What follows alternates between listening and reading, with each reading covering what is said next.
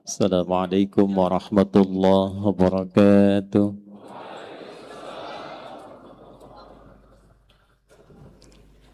Alhamdulillahilladzi alafa baina qulubina fa asbahna bi ni'matihi ikhwana. Nusalli wa nusallimu ala nabiyyina al-karim ar-rasulil amin nabiyyina wa sayyidina Muhammadin wa ala alihi wa sahbihi wa dhurriyyatihi wa ummatihi ila yaumiddin alladzi bittiba'i sunnatihi syarifati asbahna lil muttaqina imama. Amma ba'd fa ya ibadallah, usi nafsi wa iyyakum bitaqwallahi faqad fazal muttaqun.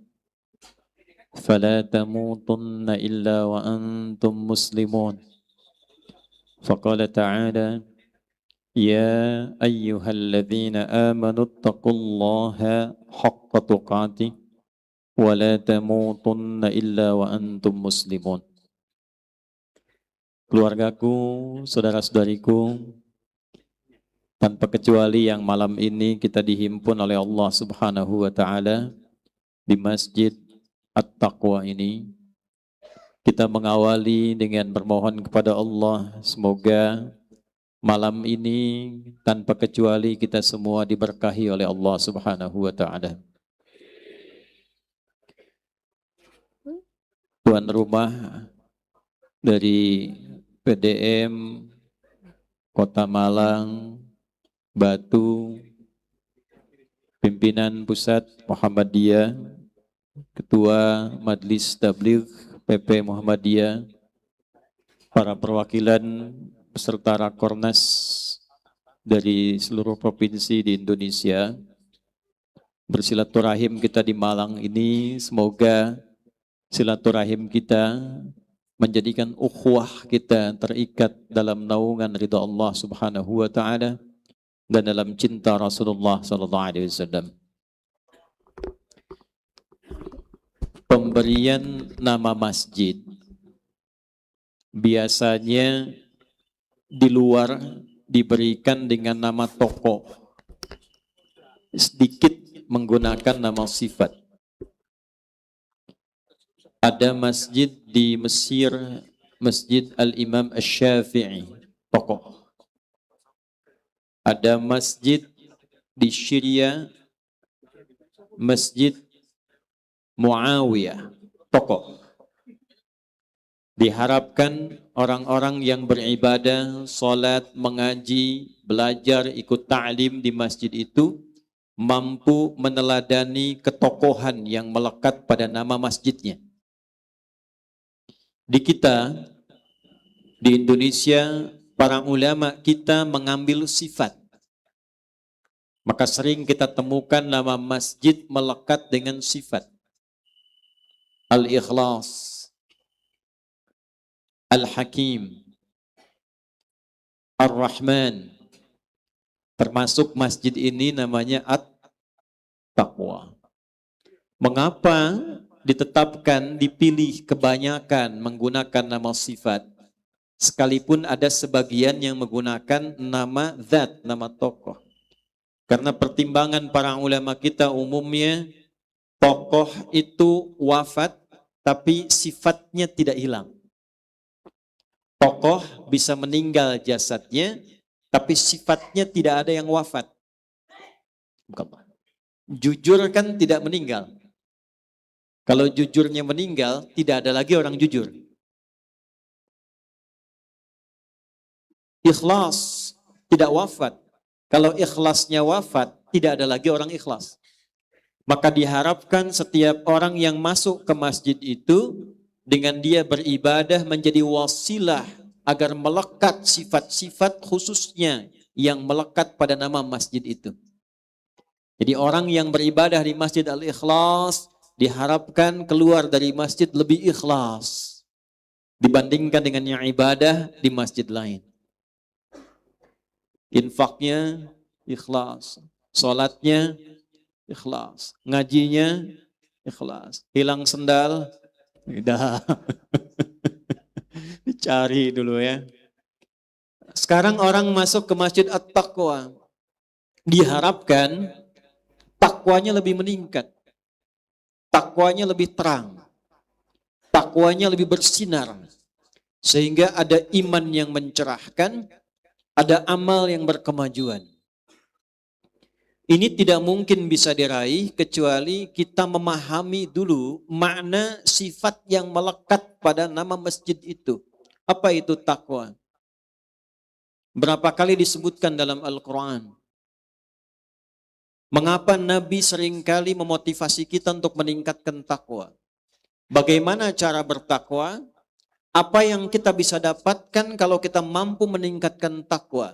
Dan bagaimana mengukur takwa kita telah meningkat dalam ukuran harian, pekanan, sampai dengan tahunan? Ini yang insya Allah kita akan bahas di malam hari ini. Mudah-mudahan pembahasan ini diberikan kelancaran, pemahaman yang baik oleh Allah Subhanahu wa Ta'ala, sehingga mudah untuk kita amalkan. Jadi ini baru muqaddimah, sekarang baru kita mulai. Sampai jam berapa kita ini panitia? 10, alhamdulillah. Ketua PDM sampai jam 10, kita jam 9 pamit ya. Di dalam setiap kesempatan, kita seringkali menemukan penjelasan, motivasi, ajakan, bahkan perintah dari Nabi SAW dalam sering pertemuan beliau dengan para sahabat dan diteruskan pada umatnya kemudian untuk meningkatkan takwa. Paling singkat, karena kita masih dalam suasana Jumat malam, setiap Jumat bagian wasiat yang melekat pada rukun khutbah itu wasiat takwa. Bermasalah khutbah Jumat jika wasiat ini tidak disampaikan oleh khatib. Di antara wasiat tegas itu adalah wasiat meningkatkan takwa, dan dikutiplah Al-Quran surah Ali Imran di ayat 102 itu. Ya ayyuhalladzina amanuttaqullaha haqqa tuqati wa la tamutunna illa wa antum muslimun. Sekarang kita baca dengan ilmu nahwunya dan balaghahnya. Ya harfun nida linida'il qaribi wal mutawassit wal ba'id. Huruf panggilan untuk memanggil semua objek, baik yang jaraknya dekat, menengah ataupun jauh. Disebutkan setidaknya 361 kali dalam Al-Quran. Ada 14 huruf nida, kata Syekh Muhyiddin Ad-Darwishi dalam kitabnya Minhatul Jalil fi Syarah Alfiyah Ibn Aqil. Ibnu Malik punya syarahnya dari Ibnu Aqil. Alfiyah Ibnu Malik disyarah oleh Ibnu Aqil. Syarah Ibnu Aqil ditahqiq oleh Syekh Muhyiddin Ad-Darwishi dengan judul kitab namanya Minhatul Jalil. Dalam bab nida disebutkan huruf panggilan nida itu ada 14. Ada A, ada Ya, ada Aya, ada Wa, dan selainnya. Tapi dalam Al-Quran yang disebutkan oleh Allah hanya satu, Ya. Karena ternyata satu ini mencakup seluruh fungsi panggilan dan memanggil objek dengan semua jarak. Dekat, menengah, jauh. Jadi ibu kalau tersesat cari maktab di Mekah, sedang haji, sedang umrah, ibu cari perhatian, keluarkan satu huruf. Ya, nengok semua tuh. Dekat, menengah, jauh. Ya, ayyuha disebutkan 150 kali dalam Al-Quran. Ayyunya munada sebagai objek, berfungsi juga sebagai takkid, menguatkan, haknya tanbih, mengingatkan. Alladzina disebutkan sebanyak 1080 kali dalam Al-Quran, mencakup makna umum tanpa kecuali. Isim mausul yadullu ala jam'ul jama', mencakup makna luas tanpa batas. Laki-laki, perempuan, besar, kecil, tua, muda, semuanya tercakup secara umum keseluruhan tanpa kecuali. Jadi kalau disatukan, ya ayyuhalladzina amanu, hei semua yang telah menyatakan beriman tanpa kecuali. Mau laki-laki, mau perempuan, mau besar, mau kecil, mau tua, mau muda, tinggal dimanapun, merasa jaraknya dekat dengan Allah. ada yang tinggal di Batu, ada yang di Balikpapan, ada yang di Tanah Suci, Tanah Abang, Tanah Kusir. Mau dia dekat, menengah, ataupun jauh, merasa jauh dimanapun. Tercakup oleh huruf ini, ayyuha, aku tegaskan, aku ingatkan, alladzina amanu, sepanjang engkau telah menyatakan beriman kepada Allah, tak peduli dimanapun kau berada. Dimanapun kau tinggal, di kutub utara, kutub selatan, dimanapun, sepanjang engkau telah mengatakan dan menyatakan beriman, ittaqullah. Buktikan keberimananmu kepada Allah dengan meningkatkan takwa haqqa tuqati, dengan cara yang serius. Ada apa di ayat ini sampai kalimat takwanya itu diseriuskan oleh Allah? Kita temukan di ayat-ayat lain, tingkatkan takwa, tingkatkan takwa, tingkatkan takwa. Ayat ini mengatakan dasar paling utama sehingga dipilih oleh Nabi, haqqa tuqati, tapi dengan cara yang serius. Apa yang penting dalam takwa sehingga kita diminta takwa untuk serius? Kalau Quran mengatakan serius bertakwa, artinya ada yang tidak serius. Kalau Quran katakan sungguh-sungguh dalam bertakwa, artinya ada yang tidak sungguh-sungguh dalam bertakwa. Kita tanya balik dulu kepada Allah dalam Al-Quran dan minta penjelasan pada Rasulullah SAW dalam hadisnya. Ya Allah, ya Rasulullah, mengapa kami harus meningkatkan takwa? Dan mengapa harus serius, harus sungguh-sungguh? Apa manfaat yang bisa kami dapatkan? Maka turun jawaban, disebutkan jawaban ini tepat bukan hanya hasilnya, tapi dengan caranya, dengan ukurannya, parameternya kalau dalam bahasa kita, dan nanti dampaknya dalam kehidupan kita. Kurang lebih semua penyebutan ini disebutkan sebanyak 240 kali dalam Al-Quran. Baik kata kerja ataupun kata benda. Baik fi'il ataupun ism. Jawaban dulu. Quran surah ke-65 di akhir ayat kedua, di awal ayat ketiga. Nanti 240 akan dibagi ke dalam 3 aspek. 3 aspek ini kita perkecil sedikit dulu secara umum. Quran surah At-Talaq di akhir ayat kedua, di awal ayat ketiga. Wa may yattaqillaha yaj'al lahu makhraja wa yarzuqhu min haitsu la yahtasib. Perhatikan, ketika diminta meningkatkan takwa, Allah gunakan alladzina, semua tanpa kecuali. Tapi ketika dipraktekkan tawaran takwa itu, maka tawarannya menjadi personal menggunakan man. Seakan-akan ingin mengatakan, hei, dari semua yang banyak ditawari meningkatkan takwa dengan sungguh-sungguh itu, adakah di antara kita semua ada yang mau melakukannya? Saya bertanya, ya Allah, kalau saya kerjakan, apa yang saya peroleh? Waman. Makanya para ulama memberikan juga penjelasan ketika kita menemukan man di dalam Al-Quran, menunjuk pada amalan, maka rasakan ayat itu untuk kita secara pribadi. Wa may yattaqillaha, hei Adi, kalau engkau mau meningkatkan takwamu kepada Allah, bawa.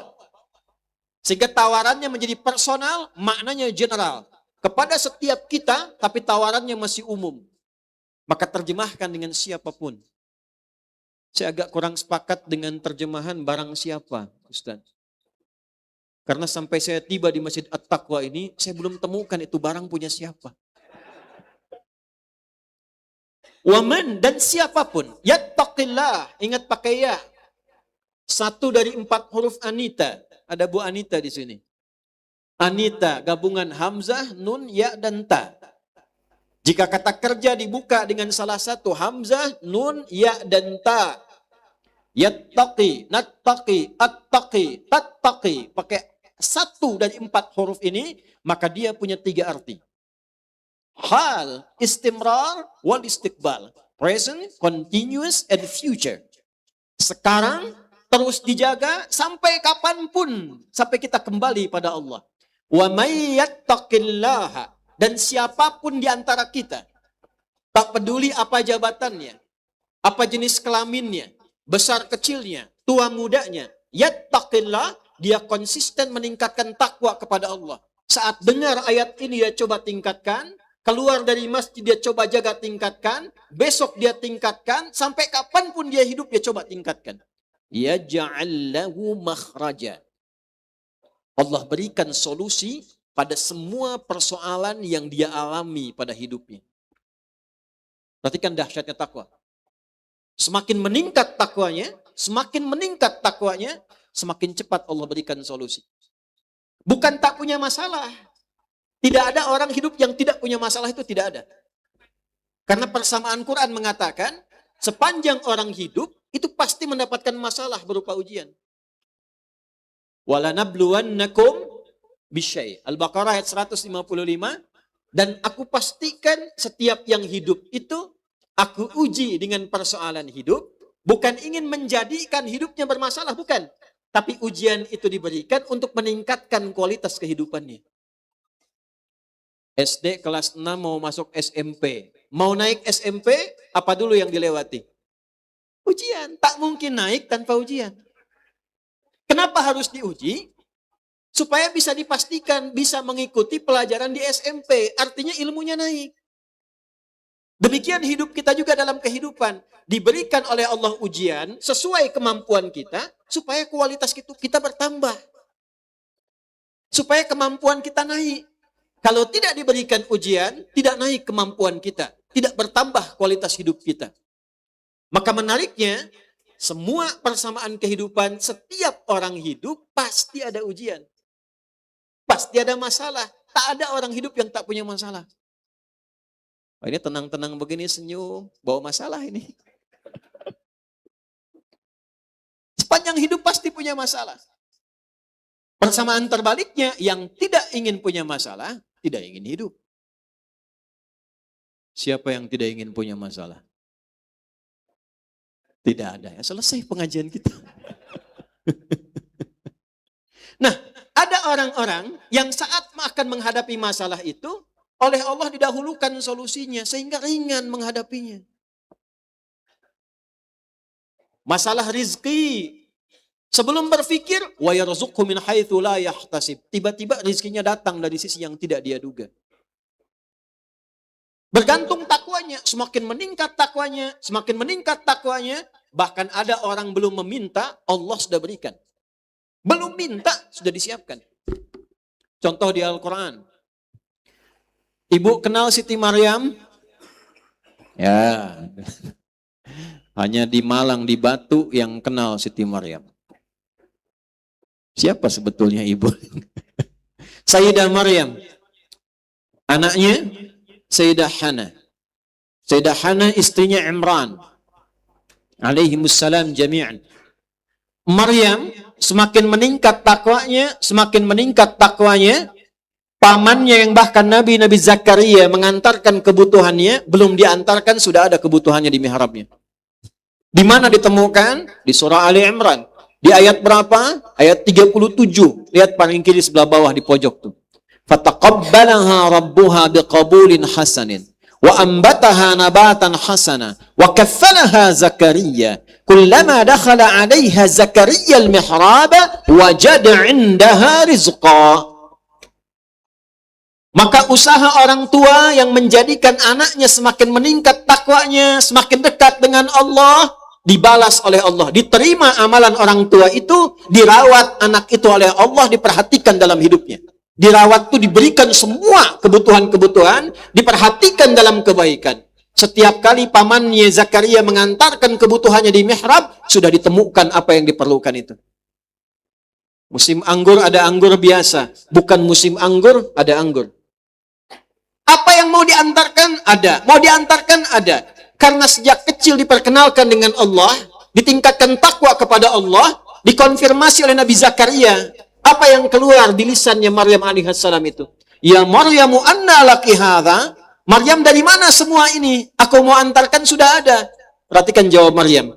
Qalat huwa min indillah. Paman, semua ini sumbernya dari Allah. Belum dicari, sudah ada. Jadi semakin meningkat, semakin diberikan solusi. Di rumah tangga ada masalah. Ini kan suratnya surat At-Talaq. Puncak persoalan tertinggi di rumah tangga, perpisahan. Ada data statistik sekarang, saya tanya penghulu dalam satu momen pernikahan kemarin di Jakarta. Ternyata dari satu pernikahan yang terjadi sekarang, perbandingannya, di saat yang sama terjadi 50 perpisahan. Jadi Indonesia itu kalau ada satu yang menikah, di hari yang sama, di waktu yang sama, secara statistik, itu ada 50 yang berpisah. Talak. Di surat At-Talaq ada bab takwa di rumah tangga. Ternyata takwa pun itu menyampaikan keharmonisan dalam rumah tangga. Semakin meningkat, semakin selesai urusannya. Nabi Ya'qub alaihissalam. Quran surah 12 ayat 86. Paling kanan sebelah bawah di mushaf tuh. Setiap menemukan masalah di rumah tangganya, melihat perilaku anaknya, apakah marah? Apakah mencela? Apakah menghardik? Yang dilakukan meningkatkan takwanya. Salat, sujud kepada Allah, dalam sujudnya mengatakan innama ashku bathi wa huzni ilallah.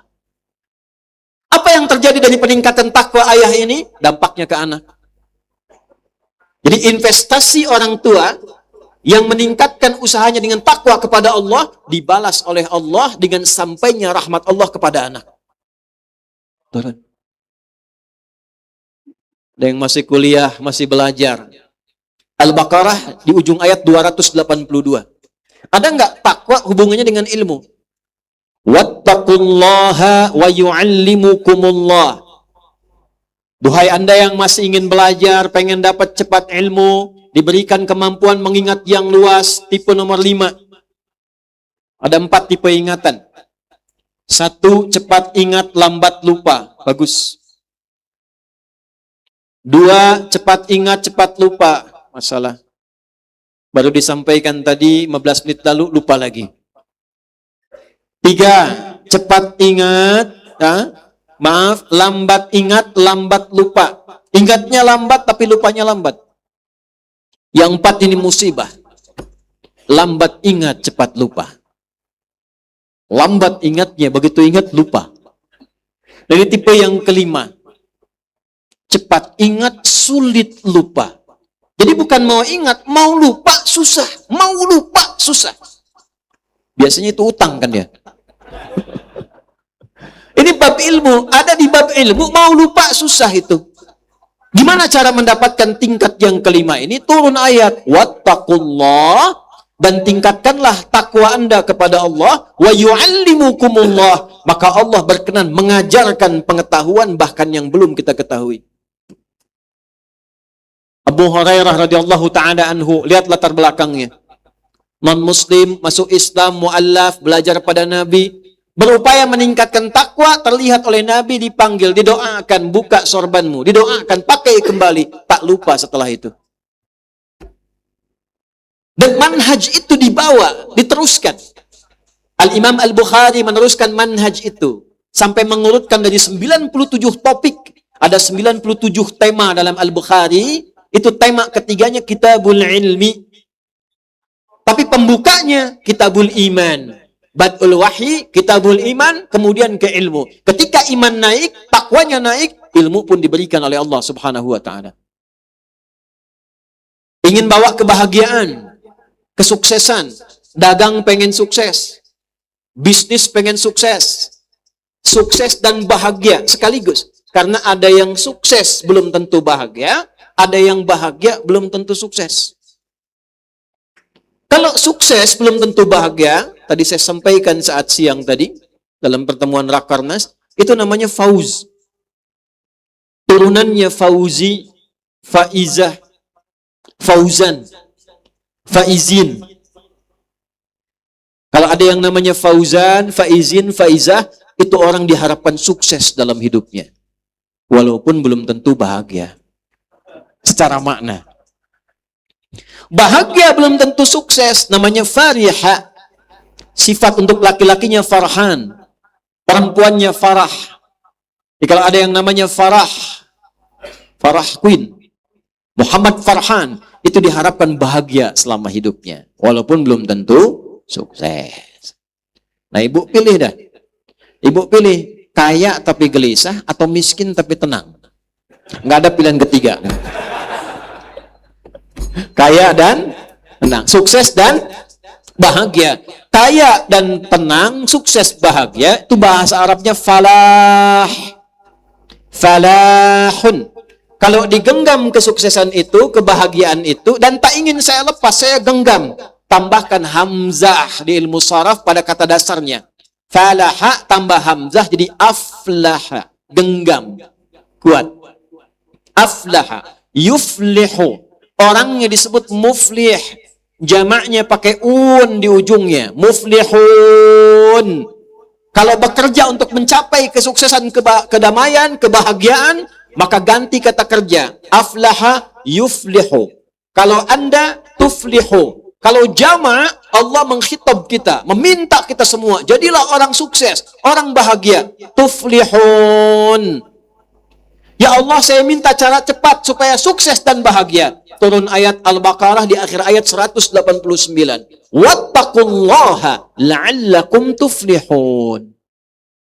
Dan tingkatkanlah takwamu kepada Allah, supaya apa? Supaya kalian sukses apapun pekerjaannya, apapun profesinya, dan supaya dengan profesi itu bahagia dibawa ke dalam hidupnya. Coba saya tanya ini. Al-Quran turunnya di mana? Udah, kalau tidak tahu katakan wallahu a'lam. Kita udah lama nih.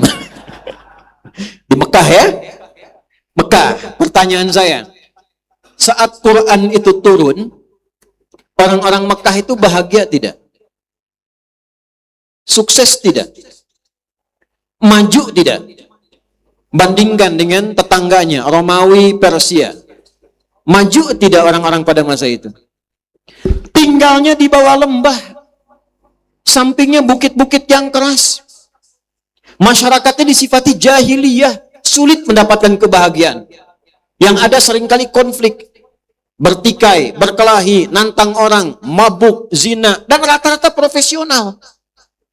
Dulu, kenapa disebut jahiliyah? Saya kasih gambaran saja. Mabuk. Bu. Mabuk zaman jahiliyah, itu yang pemula, yang prematur, 5 kali dalam sehari. Yang pemula. Kebayangkan yang profesional. Niki masih masuk Batu daerahnya. Saya tanya, kalau di Batu itu ada begal nggak? Ada nggak? Mudah-mudahan nggak ada ya, kan batunya banyak situ. Jahiliyah bukan 1-2 orang, sekampung begal semua. Jadi terkenal, ada satu daerah, satu kota, orang sudah tahu itu kota begal. Cuma lewat dagangan tuh harus lewat situ. Kalau tidak setoran, dibegal semuanya. Kampung begal. Namanya Gifar. Orang yang dari kampung begal, dari Gifar, tambah al di depannya, ujungnya i, Al-Gifari. Jadi kalau ada yang namanya Al-Gifari, kampung begal tuh. Dulu, pimpinannya namanya Jundub bin Junadah. Ya, apa yang terjadi dengan orang-orang ini?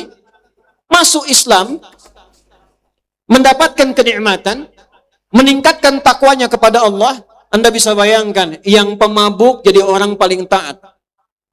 Yang pelit jadi orang paling dermawan. Tadi pimpinan kota begal, Jundub bin Junadah, datang melihat Nabi, jatuh cinta dengan akhlaknya Nabi, berubah jadi orang baik, bawa sifat penyayang, pulang ke kampungnya, didakwahi orang sekampung, masuk Islam jadi baik.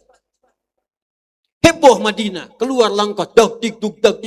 Ternyata orang-orang dari Gifar yang telah berubah dari sifat preman, pensiun premannya, jadi tobat, jadi orang paling baik di masanya. Preman pensiun tuh ada sanadnya itu. Berubah, karena itu dia bangga perkenalkan daerahnya, diperkenalkan. Orang-orang yang bawa cahaya kebaikan, semakin tinggi kebaikannya, semakin dikenal tempat daerahnya, bukan orangnya. Imam Nawawi. Nama aslinya bukan Imam Nawawi. Beliau Yahya. Punya bapak namanya Syaraf. Tinggal di kota Nawa. Hanya saking banyaknya cahaya takwa dan ilmunya, terbawa daerahnya dikenal An-Nawawi. Tambah A, depannya al, ujungnya i. Kita punya ulama besar dari Padang, Syekh Muhammad Yasin bin Isa Al-Padangi. Dulu ada Syekh Abdul Somad Al-Palembangi. Ada Syekh Nawawi dari Banten Al-Bantani. Ada Syekh Fatur Rahman memperkenalkan ke Mekah, ana Fatur Rahman Al-Jogjakartai. Ada Haji Nur Rahman Wali Kota Al-Batui. Misalnya tadi bertemu kita. Jadi baik. Dan hidupnya lebih bahagia. Yang paling dahsyat, semua profesi yang dipegang oleh mereka ketika meningkatkan takwa. Dagangnya pakai takwa, Pak. Jualannya pakai takwa. Kerjanya pakai takwa. Jadi pebisnis pakai takwa. Di militer pakai takwa. Perangnya pakai takwa. Bela negaranya pakai takwa. Ngajarnya pakai takwa. Anda silakan perhatikan bagaimana orang-orang itu mencapai kesuksesannya. Pernah dengar Abdurrahman bin Auf? Sebelum masuk Islam, sebelum bertakwa, dengan setelah masuk Islam, setelah bertakwa. Silahkan cek berapa banyak kekayaannya. Tidak ada satu pun pebisnis, pedagang dalam Islam, dagang dengan takwa, kecuali tidak pernah kembali modal dalam dagangnya. Selalu kembali untung. Abdurrahman bin Auf masuk Islam, hartanya dirampas. Kaya di Mekah, kaya, dirampas hartanya. Ditawarkan, kalau Anda ingin kaya lagi, silahkan tinggalkan keyakinanmu pada agamanya Muhammad, kami kembalikan hartamu, kami angkat jadi orang terpandang di Mekah ini. Kalau tidak, kami tidak akan eksekusi, silahkan berangkat, kami rampas hartamu, silahkan berangkat ke Yathrib dengan pakaian yang melekat di badan. Jarak kurang lebih 400 kilo jalan kaki. Saya tanya pada Anda di sini nih. Kalau diberi pilihan kepada Anda, silahkan tinggalkan batu dan Islamnya, silahkan pergi untuk mencapai Islam di Jakarta. Tapi kalau Anda mau tinggalkan Islam, diberikan uang kepada Anda 1 triliun. Pilih mana? Tinggalkan Islam, dapat 1 triliun, atau tetap berpegang teguh pada Islam, tidak dapat 1 sen pun. Cepat jawab. Enggak mudah pilihannya kan? Enggak mudah. Ujiannya bukan jaga toko, tinggalkan Jumat. Jaga toko nggak bisa sholat. Bukan, ujiannya tuh tinggi. Ambil hartanya, pilihannya apa? Saya berangkat. Demi pembuktian takwanya kepada Allah, dia berangkat. Beliau berangkat. Istri ditawari, ikut suami atau tinggal. Kalau Anda ikut suami, pergi, kami rampas semua harta. Berangkat dengan suami jalan kaki ke Yathrib. Tidak diberikan apapun. Kalau tinggal di Mekah, kami berikan harta suami, silahkan pilih. Laki-laki paling tampan yang disukai, difasilitasi pernikahannya. Bu ya, anggap suami nggak ikut malam ini nih. Ibu ditanya, ibu pilih mana? Tinggal dengan suami di Batu, atau diajak sama orang ke Jakarta, dikasih 1 triliun, ditawarin lagi kemudian siapa yang paling ibu sukai difasilitasi pernikahannya. Ibu pilih tinggal atau berangkat? Bingung. Istrinya Abdurrahman bin Auf sebelum itu memutuskan untuk tinggal di Mekah, tidak ikut suami. Sampai singkatnya Abdurrahman bin Auf di Yathrib diterima oleh orang yang sepadan dengan kebutuhannya. Yang haus diterima oleh orang bawa minuman. Yang lapar diterima oleh orang bawa makanan. Yang tidak punya pekerjaan disambut oleh orang yang punya aset dan pekerjaan. Sifat membantu sesuai keperluan disebut nasir. Kalau banyak disebut ansar. Kenapa kaum ini disebut dengan ansar? Karena membantu sesuai dengan sifat-sifat yang diperlukan. Maka disambutlah oleh orang paling kaya di Madinah itu, di Yathrib, karena mendengar ada orang kaya jatuh fakir karena ingin bertakwa kepada Allah. Ditawari 2 hal. Akhil karim, innaka sami'tu annaka kunta ghaniyya. Saudaraku yang mulia, au bima ma'na, saya dengar Anda pernah kaya. Kalau ingin kaya lagi, khudh nisfa mali, ambil setengah harta saya. Nyata. Saya dengar Anda ditinggalkan istri dan keluarga. Kalau Anda ingin nikah lagi, pilih perempuan paling cantik di Yathrib ini, sekalipun anggota keluarga aku fasilitasi pernikahannya. Gantian ya Bu. Antum nih, Bapak. Anggap istri nggak ikut. Dapat tawaran. Begitu sampai kemudian di Batu, ditawari. Pak, kalau mau nikah, Bapak pilih paling cantik di Batu, saya fasilitasi pernikahannya, dan saya berikan setengah harta saya. Orang paling kaya nawarin itu. Saya tanya Anda, diterima atau tidak ditolak sama sekali? Percuma bilang ditolak, Bu. Secara fitrah terima ya. Tapi perhatikan, Abdurrahman bin Auf meyakini investasi takwa di hadapan Allah itu lebih bernilai dibandingkan dengan dunia dan seisinya. Maka dikatakanlah, jazakallahu khaira arini ainal aswaq. Terima kasih atas tawaran Anda, sekarang cukup tunjukkan padaku di mana pusat bisnisnya. Maka dipakai ilmunya, hasil pendidikan dengan Nabi, berdagang dengan takwanya, singkatnya, ketika selesai masa dagangnya, 2 tahun jadi orang kaya, 3 tahun lebih kaya lagi. Ketika sampai di ujung kehidupan Nabi, naik status pada golongan kaya nomor 3. 1 kaya, 2 kaya banget, 3 kebangetan kayanya. Saya pernah riset saat dapat honoris causa di bidang manajemen dakwah dari UMJ itu. Jadi hanya 2 yang pernah dapat, satu Bung Karno, yang kedua kami. Karena nggak sembarangan, bukan sembarang dibeli, riset diberi. Risetnya itu harus diuji oleh 15 profesor. Salah satu yang kami tampilkan, bagaimana takwa mempengaruhi kehidupan Abdurrahman bin Auf, jika asetnya dinilai dengan nilai sekarang, valuasi namanya, itu kurang lebih jumlahnya 14.000 triliun.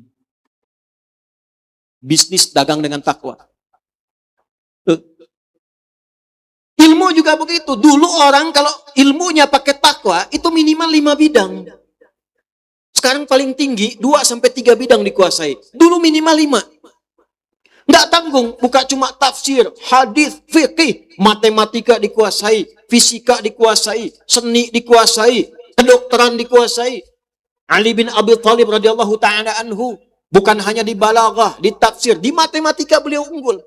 Antum buka kitab tafsirnya Al-Jawahir itu, karya Syekh Tantawi Jauhari. Lihat bab Lataif, ada masalah-masalah hitungan matematika diselesaikan oleh beliau dengan ayat-ayat Quran. Ibnu Sina, Avicenna, berapa disiplin ilmu yang dikuasai? Al-Kindi, Al-Farabi, Al-Ghazali, dan seterusnya. Berapa ilmu yang dikuasai? Pertanyaannya, bagaimana mereka memulai pendalaman ilmu itu, dan ternyata sejak dini yang ditingkatkan takwanya kepada Allah Subhanahu wa Ta'ala. Jadi bahagia pakai takwa. Khalid jagoan, sebelum masuk Islam jagoan. Setelah masuk Islam lebih jago lagi. Pedangnya tak terlaktukan. Sampai dipelajari di luar. Di luar itu ada pelajaran khusus membahas tentang, meriset tentang kemenangan Khalid bin Walid yang tidak pernah tumbang dalam karir militernya. Itu semua takwa. Nah, sekarang pertanyaannya, kalau Qurannya sama, nabinya sama, ayatnya sama, hadisnya sama, mengapa kualitasnya bisa berbeda? Maka kita balik bertanya, takwa menjamin pengetahuan, takwa menjamin kebahagiaan, takwa menjamin kesuksesan, takwa menjamin solusi, takwa menjamin rizki. Jadi ternyata ketika kita diminta meningkatkan takwa, tiap pekan dievaluasi. Kalau dalam bahasa bebasnya khatib bertanya setiap pekan, sudah meningkat belum takwanya? Sudah meningkat belum takwanya? Tingkatkan terus ya. Tingkatkan terus yang serius ya, yang sungguh-sungguh ya, jaga takwa sampai kita meninggal, minimal dalam keadaan muslim. Mengapa itu dikatakan? Karena Allah, karena Rasulullah menginginkan kita itu bahagia hidupnya. Sukses. Nyaman. Jadi ketika diminta meningkatkan takwa, cara berpikirnya bukan diminta untuk mendapat beban, bukan. Tapi supaya bahagia. Sukses. Berhasil hidupnya. Tinggal pertanyaannya, bagaimana cara kita meningkatkan takwa dengan serius itu supaya kita berhasil meraih apa yang dijanjikan itu. Itulah inti yang harus kita bedah malam ini. Karena itu saya mohon izin berdiri, karena ini adalah titik inti pembahasan kita di malam ini. Menjadi pribadi yang bertakwa, mengetahui jalan-jalan dan amalan-amalan takwa. Nanti baru terakhir saya bedah sisi ilmiahnya bila waktunya masih memungkinkan. Masih 2 jam kan sampai jam 10 ya. Saya mohon izin berdiri ya. Yuk kita pelan-pelan. Sudah kita pahami cara berpikirnya ya. Takwa tadi sudah kita bahas. Kenapa seringkali diingatkan untuk meningkatkan takwa? Jawabannya sudah ada. Tinggal sekarang ditanya balik, bagaimana cara mendapatkan itu dengan cara meningkatkan takwa. Maka kita turunkan dari 240 penyebutan takwa dalam Al-Quran, kita masuk pada bagian yang kedua. Yang pertama tadi tentang hasilnya kalau bertakwa bagaimana. Yang kedua tentang caranya meningkatkan takwa itu seperti apa. Bagian kedua, kita mulai teman-teman, kita keluarkan ayat-ayat yang berhubungan dengan takwa di dalam Al-Quran. Kita mulai dengan Quran surah ke-2 Al-Baqarah di ayat 2 sampai dengan ayat ke-5. Ini kalimat takwa yang pertama kali disebutkan dalam Al-Quran. Dan di sini nanti setelah kita keluarkan, saya harap jadi kurikulum hidup. Nanti keluarkan satu-satu jadi panduan. Apalagi di masjid yang namanya Masjid At-Taqwa. Mesti ada panduan takwanya. Dzalikal kitabu la raiba fi hudal lil muttaqin. Dzalika kitab Al-Quran ini jauh dari apa yang kita gambarkan, jauh dari apa yang kita pikirkan, jauh dari apa yang kita imajinasikan, karena di dalamnya terkandung pedoman berkehidupan yang tidak boleh diragukan. Jadi awas, Allah sudah kasih kunci kepada kita, cara kita berinteraksi dengan Al-Quran itu tidak boleh ragu. Ragu sedikit saja, tidak akan mendapat fadilah dari Al-Quran. Harus yakin tanpa ragu sedikit pun. Hudal lil muttaqin, maka dengan keyakinan itu isi Al-Quran akan menjadi petunjuk, pedoman, kurikulum hidup bagi orang takwa. Ini deklarasi pertama kali yang ditampilkan dalam Al-Quran yang menegaskan Al-Quran bukan hanya kitab bacaan. Membaca itu gerbangnya. Makanya dalam kita interaksi dengan Al-Quran ada 3 tingkatan. Catat baik-baik ini. Tingkat pertama membaca. Supaya kita tahu cara baca. Namanya qiraah. Apa namanya? Qiraah. Orangnya disebut qari. Kata perintahnya ikra. Ikra itu artinya perintah supaya kita bisa baca walaupun belum ada tuntutan untuk memahami yang dibaca. Yang penting bisa baca dulu. Dulu ada buku namanya Ikra kan? Ikra. Itu muridnya belajar dari seorang guru di Semarang. Syekh Dahlan. Qiraati namanya.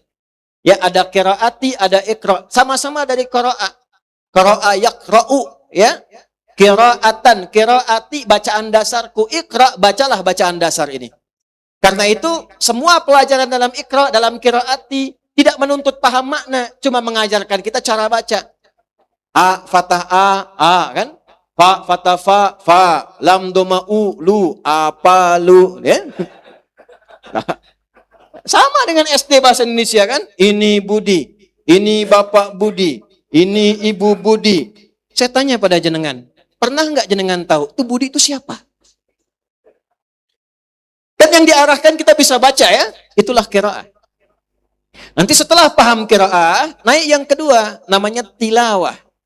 Tala yatlu tilawatan. Tilawah itu baca, pahami yang dibaca, lalu amalkan yang telah dipahami itu. Karena itu perintah sholat datang setelah bisa tilawah.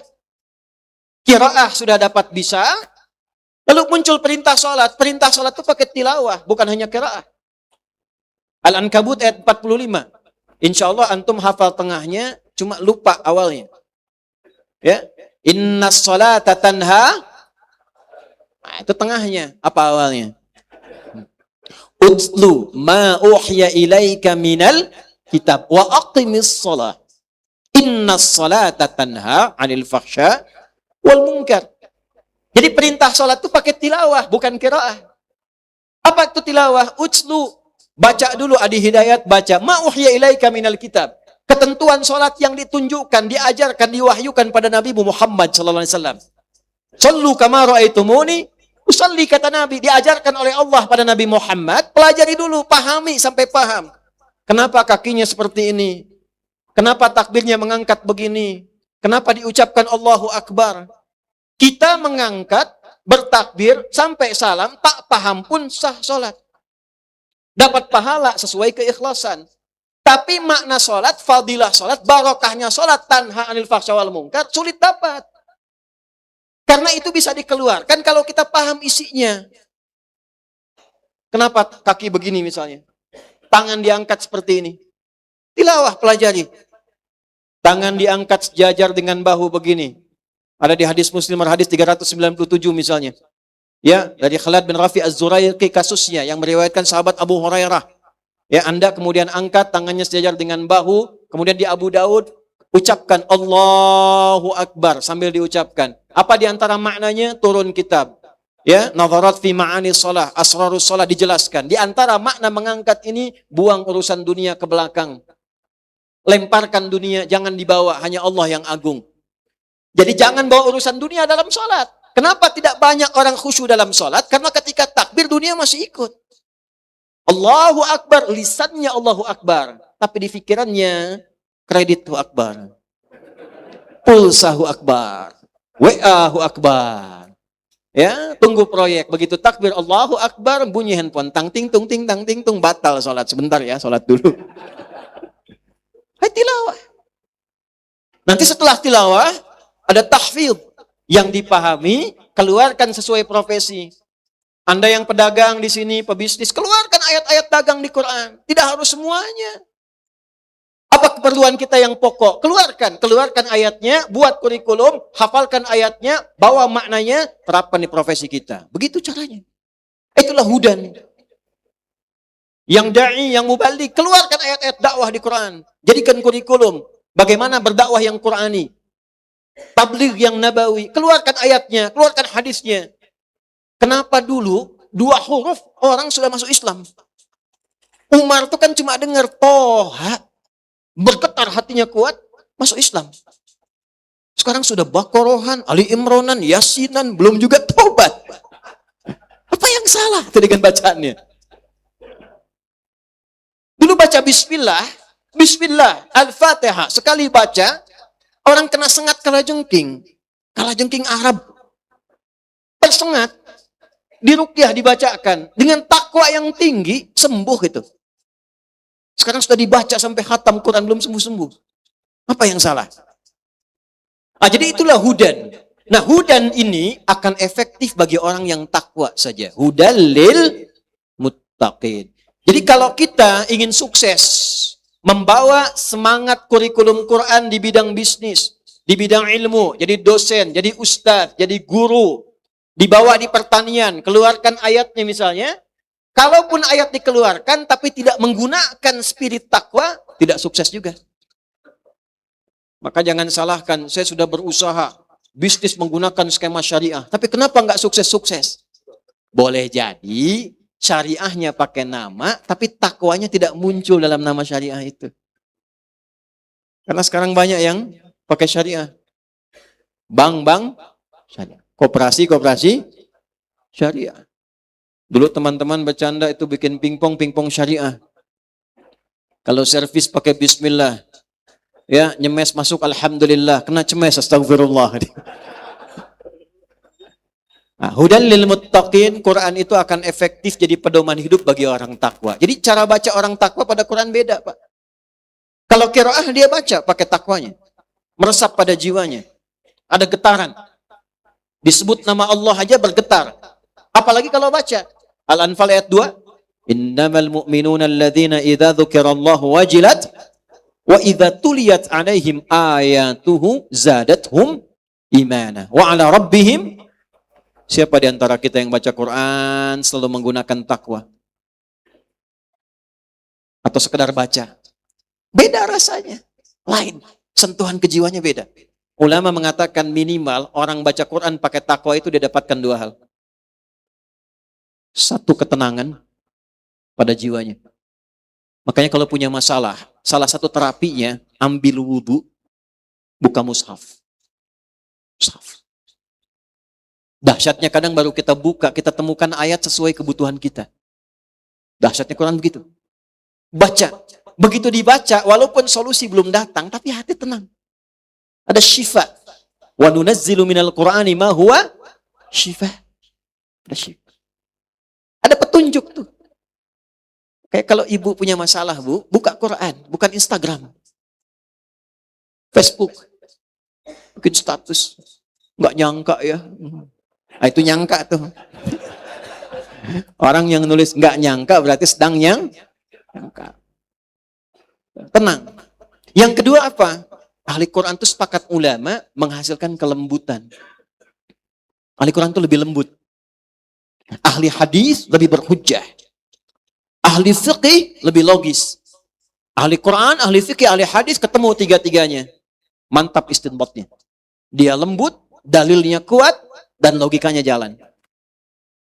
Kayak pesantren-pesantren itu kalau mengajarkan benar kurikulumnya, keluarannya luar biasa. Karena berhujjah dia kuat, kelembutannya muncul, dan rasionalitasnya jalan.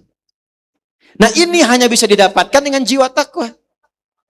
Nah sekarang bagaimana menghadirkan takwa, menguatkan pada jiwa itu? Maka diberikan oleh Al-Quran turunan ayat dengan 4-5 rumus utama. Yuk kita keluarkan amalan ini, kita khususkan pada ayat ini saja karena waktu ini kita terbatas malam ini. 1, ayat 3-nya. Alladzina yu'minuna bil ghaib. Al-muttaqun, hudal lil muttaqin. Al-muttaqun, untuk menjadi orang takwa itu,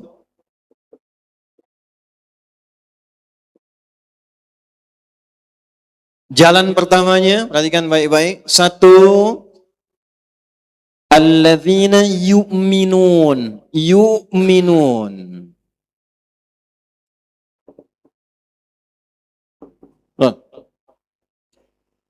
Alladzina sudah saya bahas tadi. Artinya apa? Allah nggak pilih-pilih.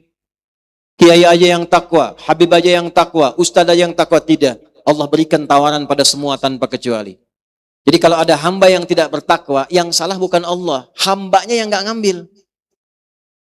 Saya sering istilahkan, hidayah itu Allah tebarkan, tinggal kita mau ngambil atau tidak. Kayak sinyal handphone, Anda teleponan di dalam, sinyal nggak kuat, Anda keluar kan cari sinyal. Sama, takwa itu juga ada sinyalnya. Kalau Anda merasa kurang, cari sinyalnya. Cari di majelis ilmu, cari di masjid, cari di tempat orang-orang menghafal Quran, cari di tempat orang-orang yang senang ibadah, supaya naik sinyalnya. Nah, cara pertama mengaktifkan takwa itu, alladzina Allah tawarkan pada semua tanpa kecuali, yu'minun. Yu'minun kata kerja atau kata benda? Angkat tangan coba mana? Angkat tangan. Jangan yang ini, yang lain. Ayo Mas, berdiri. Adik. Nah ini, kata kerja, kata benda. Kata benda itu isim atau fi'il? Oh, isim, ya. Ya bagus lah. Dah, turun lagi. Ya, Anda dapat 100.000 nih. Nah, Mas, yang belakang Mas. Ya, yang baju hijau, jaket hijau, diri. Isim atau fi'il? Fi'ilnya fi'il apa? Fi'il mudhari apa fi'il amar? Fi'il amar apa fi'il madhi? Fi'il mudhari. Mudharinya bentuknya apa? Jama' atau mufrad? Tandanya apa? Waw dan nun. Ini menunjukkan fi'il mudhari apa? Ada waw dan nun di ujungnya. Jamak mudzakkar salim. Mudzakkar salim itu isim jamaknya. Masuknya apa? Baik, dah bagus. Betul 300.000.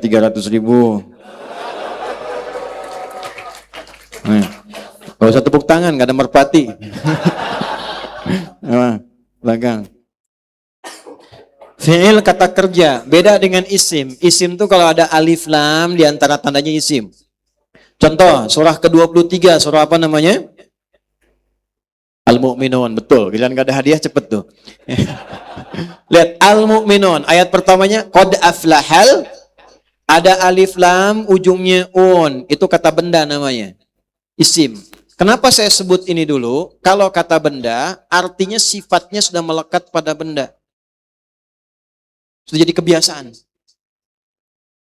Ya, dan tidak berubah. Ayam itu benda atau kerja? Kata benda. Benda kan? Ayam ya. Ya, kalau jalan kerja, ya kan? Makan kerja. Ayam benda kan?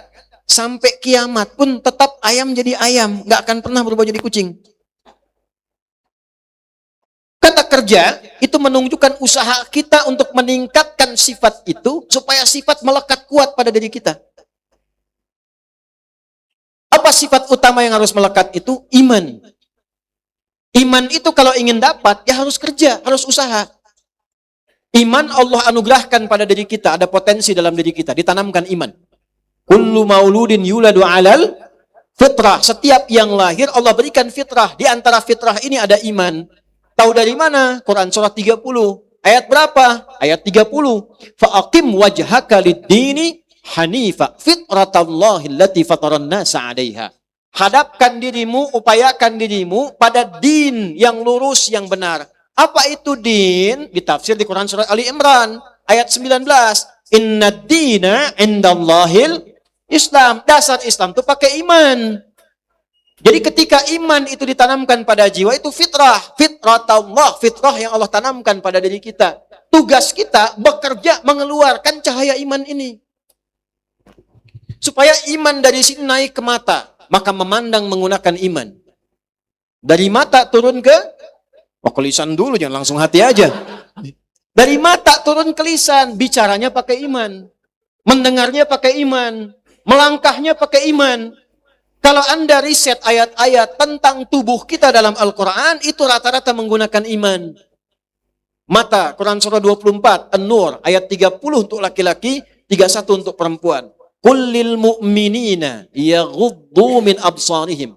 Katakan pada pria-pria yang merasa beriman, gunakan imannya untuk memandang. Iman naik ke mata, maka iman membimbing mata ini yang harus dilihat, kata imannya. Tak baik menurut iman, palingkan. Memalingkan dari objek yang tak baik menurut iman, itu disebut ghaddul basar namanya, palingkan. Di ghaddul basar itu bukan sekedar berpaling, memalingkan dari objek pandangan yang menurut imannya nggak baik dipandang. Dan itu nggak relatif lagi. Kalau budaya bisa relatif. Yang menurut kita di sini dipandang tak elok, di Amerika jadi biasa. Tapi menurut iman, ada standar, ada ukuran. Ini nggak bagus, palingkan. Ketika imannya aktif, naik ke mata, dilihat, nggak boleh pandang, berpaling. Turun ke lisan, turun ayat, Ya ayyuhalladzina amanu, la yasra qawmin qawm, la yaqtab ba'dukum ba'da. Turun kalimat Nabi. Man kana yu'minu billahi wal yaumil akhiri falyakul khairan aw liyas. Siapa yang merasa beriman pada Allah dan dihisab di hari kiamat, maka iman harus naik ke mulutnya. Kalau iman sudah masuk ke lisan, apa yang keluarnya? Semua kosakatanya baik. Tidak ada celaan, tidak ada makian, tidak ada hinaan, tidak ada ghibah. Semua keluar yang baik. Tak mampu, dia diam.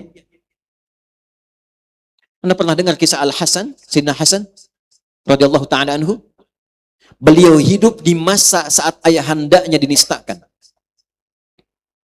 Dijatuhkan karena fitnah kubra. Lewat dengan anaknya. Dicelak habis tuh. Celak habis. Beliau diam. Dalam riwayat demikian. Anaknya bertanya kepada ayahnya setelah orangnya pergi. Ya abi lima lam tarud. Ayah, kenapa Anda nggak jawab, nggak diklarifikasi itu, celaan itu? Apa jawabannya? Ya bunayya ana la adri kaifa arud. Nah, anakku sayang, bapak nggak tahu cara balasnya gimana. Saking bersihnya hatinya untuk mencari kosakata untuk hanya sekedar mengatakan, ayahku tidak seperti yang kau duga. Itu nggak ketemu kata-kata itu. Saking baiknya. Jadi kalau semua ini pakai iman, kita berusaha mengaktifkan iman, keluarkan iman, sehingga tangan bergerak dengan iman, kaki melangkah pakai iman, mata memandang pakai iman, itu aktif, minimal pasti jadi orang baik. Lewat, lihat YouTube, pengennya lihat ceramah, tiba-tiba keluar iklan nggak pantas kan? Misal, itu bukan karena salah channelnya, mungkin karena Anda pernah buka sesuatu yang salah. Ada algoritma ikut di situ, algoritma YouTube. Tapi karena imannya sudah hadir, maka langsung kemudian wajahnya bisa berpaling. Lisannya istighfar, astagfirullah. Tapi kalau imannya masih setengah, lisannya istighfar, matanya tak berpaling, astagfirullah. Masih usaha. Nah, yu'minun itu terus berusaha.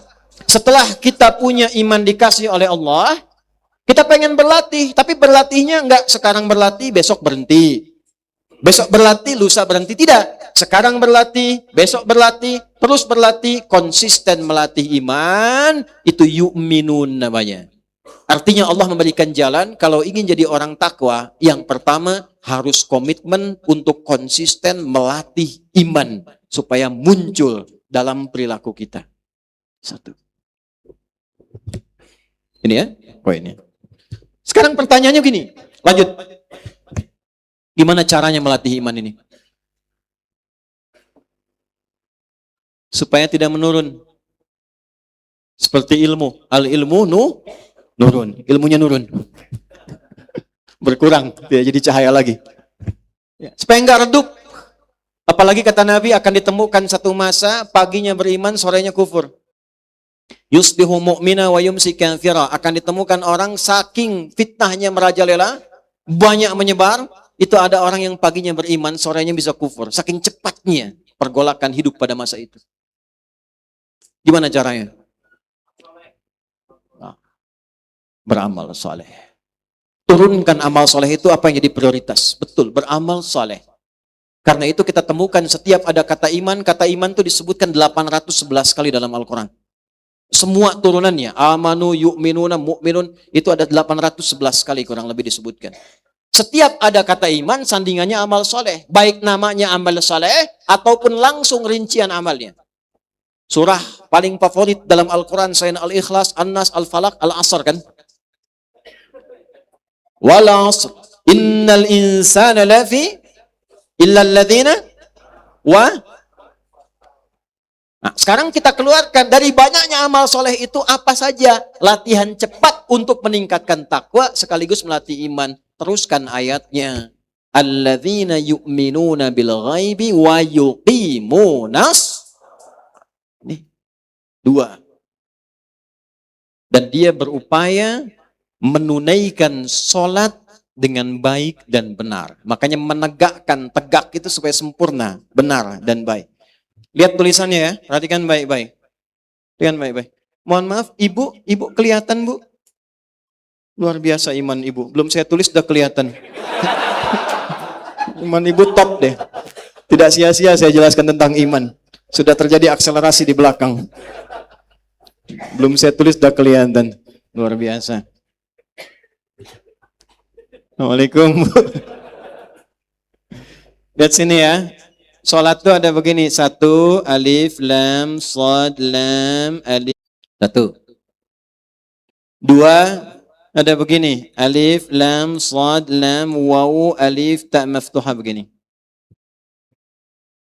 3, ada alif, lam, shad, lam, waw, fathah tegak, ta marbutah begini.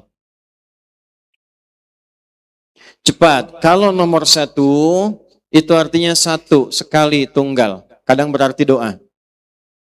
Jelas? Baik. Kalau nomor 2, yang alif, lam, shad, lam, waw, alif, ta maftuhah, itu artinya jama' tapi terbatas. Jama' banyak tapi dibatasi. Contoh, sholat 5 waktu di dalam Al-Quran, itu ditampilkan dengan kata sholawat. Bentuk nomor 2. Al-Baqarah ayat 238. Hafidhu 'alas salawati was salatil wusta wa qumu lillahi qanitin. Hafidhu 'alas salawat. Jagalah oleh kalian, saling menjaga. Artikan saling jagalah. Jadi kalau di rumah ayah ingat, ibu masih tidur, bangunkan ibu. Orang tua sudah bangun, anak belum bangun, bangunkan anak. Karena katanya hafidhu, bukan jagalah, saling menjagalah. Saling menjaga. Jelas? Anas salawat terhadap waktu penunaian sholat fardu. Sholat fardu itu ada berapa? 5 kan? Ya, koneksi nomor terhubung dengan Allah 24434. Klik nomornya 24434, 2 subuh, 4 zuhur, 4 asar, 3 maghrib, 4 isya. 5 waktu. Jamak tapi terbatas. Gak boleh lebih untuk yang fardu, gak boleh kurang. Tapi Ustadz, saya ini seorang pendosa. Saya ingin bertobat. Gak apa-apa besok subuh 3 rakaat. Gak bisa. Tidak boleh terlampau soleh. Tetap 2. Dan tetap 17 rakaat. Ya? Ibu baca Fatihah ibu sehari berapa? 13 atau 14? 13. 13. Berarti ibu gak sholat isya tuh. Karena minimal 17 kali kita baca Al-Fatihah dalam sehari. Nah itu jamak tapi terbatas namanya sholawat. Tapi kalau jamak bentuknya banyak, tak berbilang, melampaui fardunya. Tambah sunnahnya. Yang rawatibnya, yang mutlaknya. Ditambahkan, menambah yang fardu, maka berubah bentuknya menjadi bentuk yang seperti ini. Alif, lam, shad, lam, waw, fathah tegak di atasnya, tak marbutah. Coba Anda lihat Al-Baqarah di ayat kedua, ayat ketiga itu. Di ayat ketiga. Alladzina yu'minuna bil ghaibi wa yuqimunas shalah. Kalimat salatnya bentuk 1, 2, atau 3? Jawab aja, kan sekarang udah gak ada pemilu ya Pak? Ya kan? 1, 2, apa 3? 3. Coba lihat. Salat bentuk yang ketiga. Alif, lam, shad. Lam, waw, fathah tegak, tak marbutah. Betapa detilnya Al-Quran. Kalau ingin jadi orang takwa, ingin dimudahkan hidup, ingin dapat solusi, ingin berkah, lancar, dimuliakan oleh Allah dunia akhirat, dijaga, hebat di dunia, mulia di akhirat, maka tambah sholatnya. Bukan hanya biasa. Karena jangankan yang pengen takwa, yang biasa-biasa pun sholatnya 5 waktu juga. Muslim yang biasa, saya takwanya setengah-setengah aja Ustadz, biasa aja yang penting sholat. 5 waktu juga. Anda pengen naik jadi pribadi takwa, pengen mudah hidup, 5 waktu juga. Apa bedanya dengan yang pertama? Karena itu kualitas iman tingkatkan dulu kalau pengen dapat anugerah. Caranya bagaimana?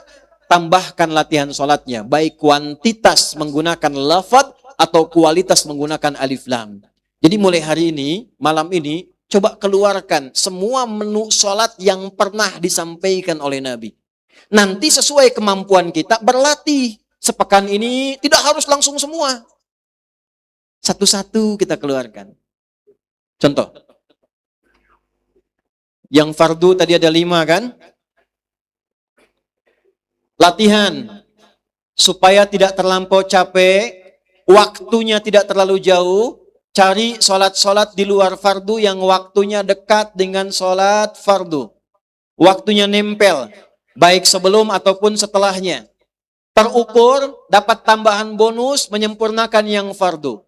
Tertib, terukur rapi, berurutan, tertib. Dapat tambahan, ratib. Jamaknya rawatib. Ada sholat-sholat yang nempel dengan sholat fardu. Supaya nggak terlalu jauh, semangatnya masih ada. Kalau ingin meningkatkan takwa, keluarkan menu. Yang pertama sholat rawatib misalnya. Ada berapa? Nah, misal hadis standar, ada yang 12 rakaat. Ibnu Umar kemudian merinci ada 10 rakaat bila yang 2 di sini tidak mampu dilakukan. 12. Man shalla itsnatai asyrata raka'atan. Siapapun yang mampu menunaikan 12 rakaat salat. Fi yaumin wa lailatin. Siang malam yang mengiringi salat fardunya. 12 rakaat. Arba'an qabla dhuhri. 4 rakaat sebelum zuhur. Berapa rakaat? 4. Raka'ataini ba'daha. 2 rakaat setelah zuhur. 4 tambah 2? 6. Raka'ataini ba'dal maghrib. 2 rakaat setelah maghrib. 8. Raka'ataini ba'dal isya, 2 rakaat setelah isya, 10. Wa raka'ataini qoblal subhi, 2 rakaat sebelum subuh, 12. Bunya lahu bihinna baitun fil jannah. Orang yang konsisten menjaga 12 rakaat itu tambahan fardunya, mengiringi fardunya konsisten selama hidupnya sampai dia wafat, Allah akan balas dengan membangunkan satu rumah untuknya di tepian surga. Semua sahabat yang pernah mendengar hadis ini mengatakan, aku akan jaga amalan ini sampai aku wafat. Semua sahabat. Istri Nabi mendengar hadis ini, saya akan konsisten jaga itu. 12. Latihan. Anda bayangkan, istri Nabi, ada yang sahabat Nabi, tetangga Nabi, kerabat Nabi, dekat dengan Nabi, takwanya tinggi. Mendengar ada ayat-ayat, ada hadis-hadis, motivasi meningkatkan iman, sholat sunnah, 12 rakaat, walaupun takwa mereka tinggi, tetap mereka kejar. Ada orang bukan istri Nabi, bukan sahabat Nabi, bukan tetangga Nabi, jauh dari Nabi, cita-cita pengen surga Firdaus, bisnis pengen lancar, siksa kubur pengen gak ada, kemudian meninggal pengen husnul khatimah. Jangankan yang sunnah, yang fardu pun masih gelisah. Apa yang mau kita upayakan? Keluarkan menunya dulu. Ya, keluarkan menunya. Minimal kita konsisten. Nanti kita belajar lagi dalam pertemuan yang lain, konsisten itu nanti ada 10 tahapan lagi. Ya, konsis 1, konsis 2, konsis 3 sampai konsisten tuh.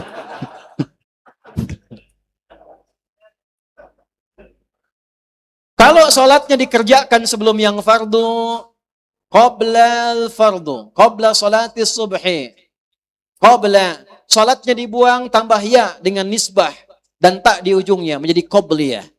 Maka kita temukan qabliyah subuh, qabliyah zuhur. Ustadz, saya ini kerja di kantor, waktunya singkat kalau zuhur, nggak sempat 4. Gimana solusinya? An Ibnu Umar radhiyallahu taala anhuma. Hadis riwayat Ibnu Umar, semoga Allah ridhoi beliau dan ayahnya. Qala, beliau mengatakan, hafidhu 10 rakaat min Rasulillah sallallahu alaihi wasallam. Saya hafal 10 rakaat dari Nabi sallallahu alaihi wasallam. 10 itu salat rawatib yang mengiringi salat fardu. Beliau meringkas 4 jadi 2, rakaataini qabla dhuhri. Jadi kalau waktunya padat, waktu-waktu sedang di kantor, nggak dapat 4, cuma dapat 2 nggak ada masalah. Kerjakan 2, nilainya sama dengan yang 4.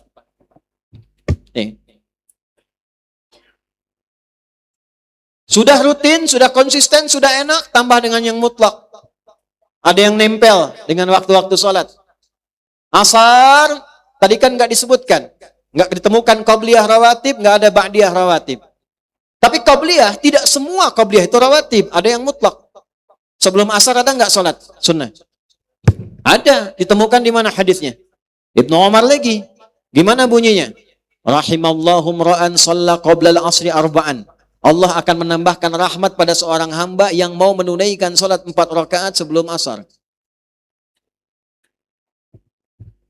Qabliyah, isya, mau pakai? Boleh. Apa dalilnya? Ma baina adzanaini rakaatain. Di antara 2 adzan dan iqamah masih boleh sholat 2 rakaat. Ada yang jaraknya agak jauh dari yang fardu. Siang.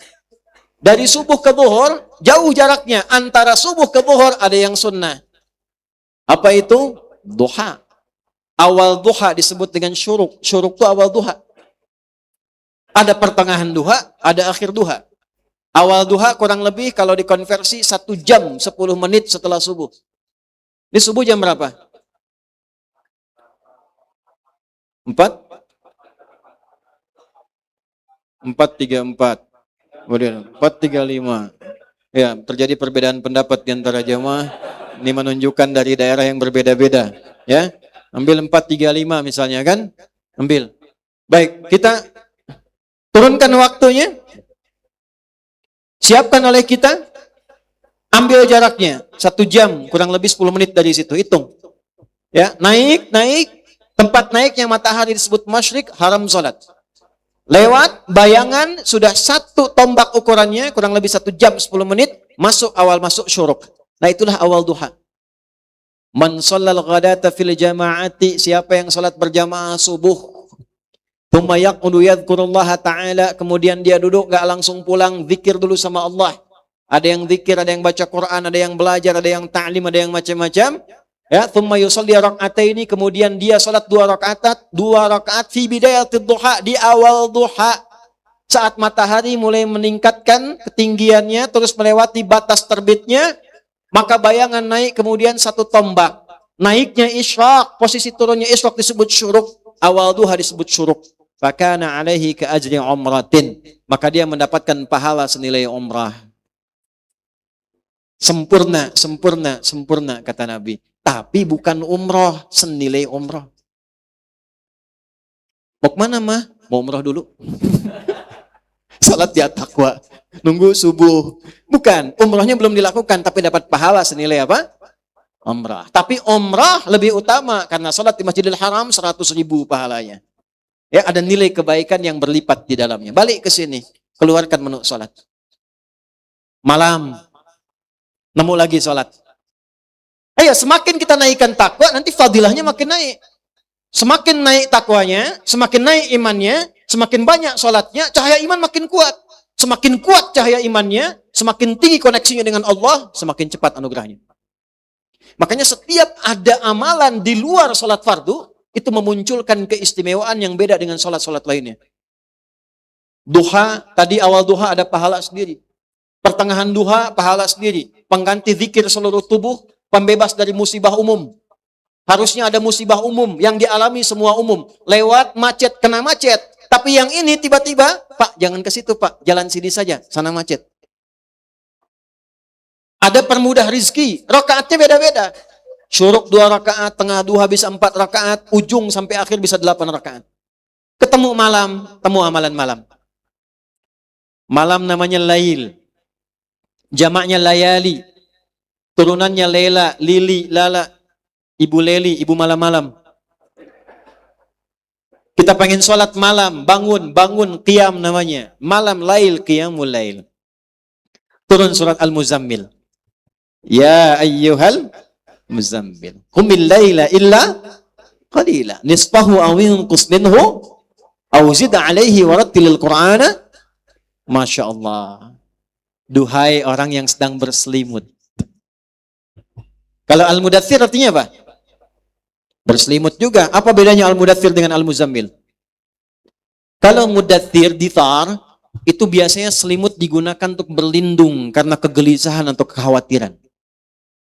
Kalau Muzammil, orang yang berselimut memperlakukan selimut seperti teman yang menaungi dengan kenyamanan, enak. Paham ya? Kitab Bad'ul Wahyi Al-Bukhari, hadis nomor 2 sampai 3 dari Jabir bin Abdullah radhiyallahu taala anhuma. Nabi turun dari Gua Hira setelah periode Iqra, malaikat belum nampakkan wujud aslinya, masih nyamar.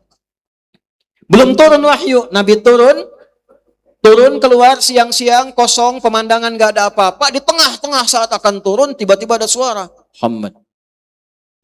Muhammad. Tengok kanan, kosong, kiri, kosong, depan, kosong, belakang, kosong. Nengok ke atas, dalam hadisnya, aku melihat sosok seakan duduk antara langit dan bumi, sosok besar, melihat begini. Sudah Arif lah, keluar sini. Malam-malam, kita selesai jam 10 ini, itikaf sampai jam 1. Udah keluar dipanggil, Mas Arif. Arif. Nengok kanan kiri nggak ada orang, depan belakang kosong. Lihat ke atas, baju putih, badan besar, rambut panjang, Mas Arif. Responnya gimana tuh? Apa sih? Lihat hadisnya, faru'ibtu minhu, maka jiwa kemanusiaanku muncul, bulu kudukku naik, aku percepat jalanku pulang. Karena belum pernah lihat malaikat Jibril dalam wujud aslinya pada masa itu, baru pertama kali. Begitu sampai ke rumah, dibukakan pintu, melihat wajah Sayyidah Khadijah hilang setengah gelisahnya. Ibu tuh gimana caranya di Sayyidah Khadijah? Suami ibu pulang dari kantor ada masalah, lihat wajah ibu begitu dibuka, tambah masalah. Setengah masalah. Nanti ibu belajar ya bu, lain kali nanti ada waktu belajar kenapa istri Nabi diizinkan lebih daripada 4. Dalam riwayat menyebutkan 11. Kenapa? Saya riset, saya pelajari, salah satu hikmahnya ternyata, bukan bab poligaminya, bukan. Salah satu hikmahnya, ternyata seluruh istri Nabi itu mewakili seluruh karakter perempuan di muka bumi.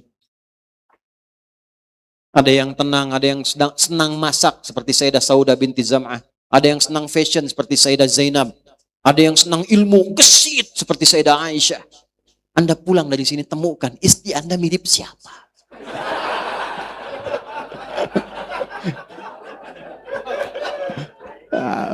Setelah ditemukan cari babnya. Sayyidah Saudah nih suka masak kue nih. Gimana supaya romantis tuh?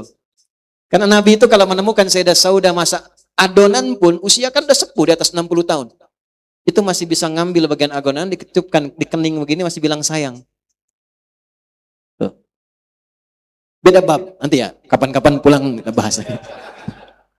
Melihat Sayyidah Khadijah, hilang setengah gelisahnya. Dan mengatakan, zammiluni, zammiluni. Selimuti aku, selimuti aku. Masuk kamar, diselimuti.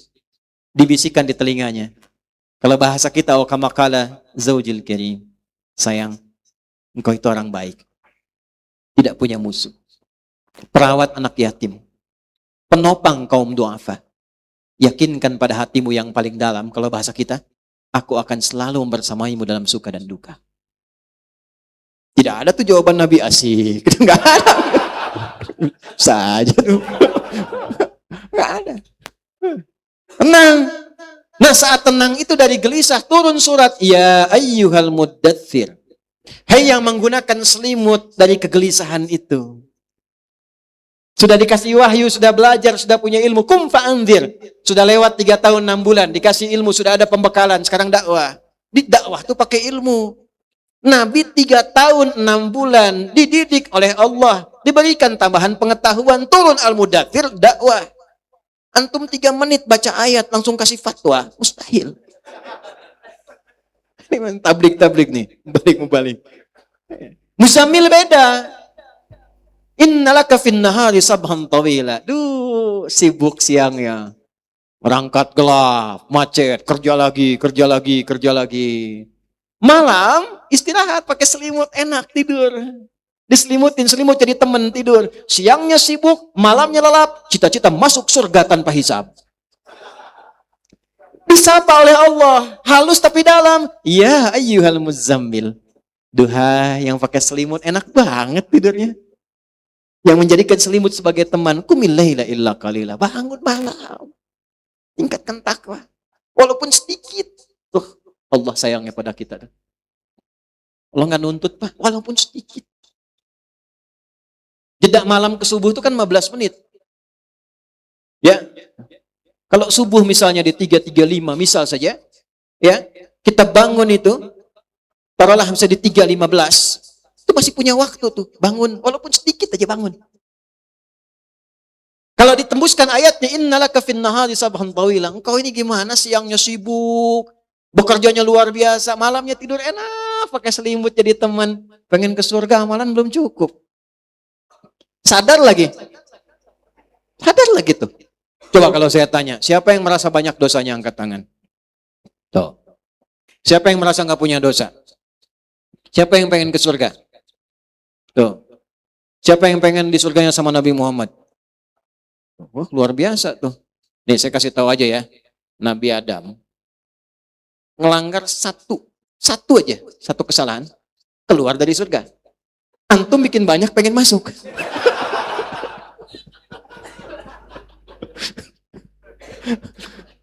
Tapi ya karena kita punya Tuhan itu Maha Kasih, Maha Rahman, Rahim, gak punya batas, dikasih amalan, ayo. Kerjain, malam bangun. Ya, ketika malamnya bangun diberikan fadilahnya, inna nasyi'atal laili hiya asyaddu wata'aw wa aqwamu qila. Bangun malam saat hening. Kata-katanya menghunjam pada jiwa, mau curhat, keluarkan masalah, tenang. Mau nangis saat sujud, enak. Malam. Kalau mau tidur dulu, kalau bangun itu tidak harus tidur dulu qiyamul lail. Antum gak bisa tidur, ya, tidur misalnya, nggak bisa tidur, nggak bisa sholat, itu qiyamul lail. Tapi kalau Anda tidur dulu dengan niat malam bangun dari aktivitas disebut hajada namanya. Berusaha untuk bangun walaupun tak mudah. Tambah tak di kata asalnya, gunakan sorofnya, huruf sebelum akhir pakai tasydid, menunjukkan yang tak mudah. Dari hajada jadi tahajjada. Sifatnya disebut tahajud. Kenapa tahajud disebut tahajud? Karena kita berniat ingin bangun di malam hari, walaupun itu tidak mudah dilakukan. Kita siapkan. Makanya walaupun kita bangun jam 3, pasang alarmnya kan 3 kali. Iya kan? Jam 2, 2:04, 2:30. Alarm pertama untuk matikan alarm kedua. Alarm kedua siap-siap kan? Nah, itu wajahnya udah ketahuan tuh. Tapi nggak apa-apa, catat. Nanti ada fadilah lagi, Allah motivasi lagi.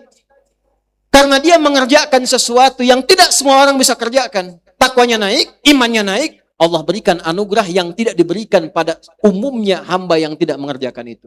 Turun langsung ayat. Quran surat 17 ayat 79 sampai 81 itu. Wa minal laili fatahajjad bih. Di Al-Muzammil itu masih qiyamul lail. Ketika ke Al-Isra ayat 79 sudah tahajud. Wa minal laili, dan dari sebagian malam. Karena sebagian pakai istirahat dulu, bangun malamnya. Fatahajjad bih. Cepat berusaha untuk bangun walaupun itu tak mudah. Nafilatan lak.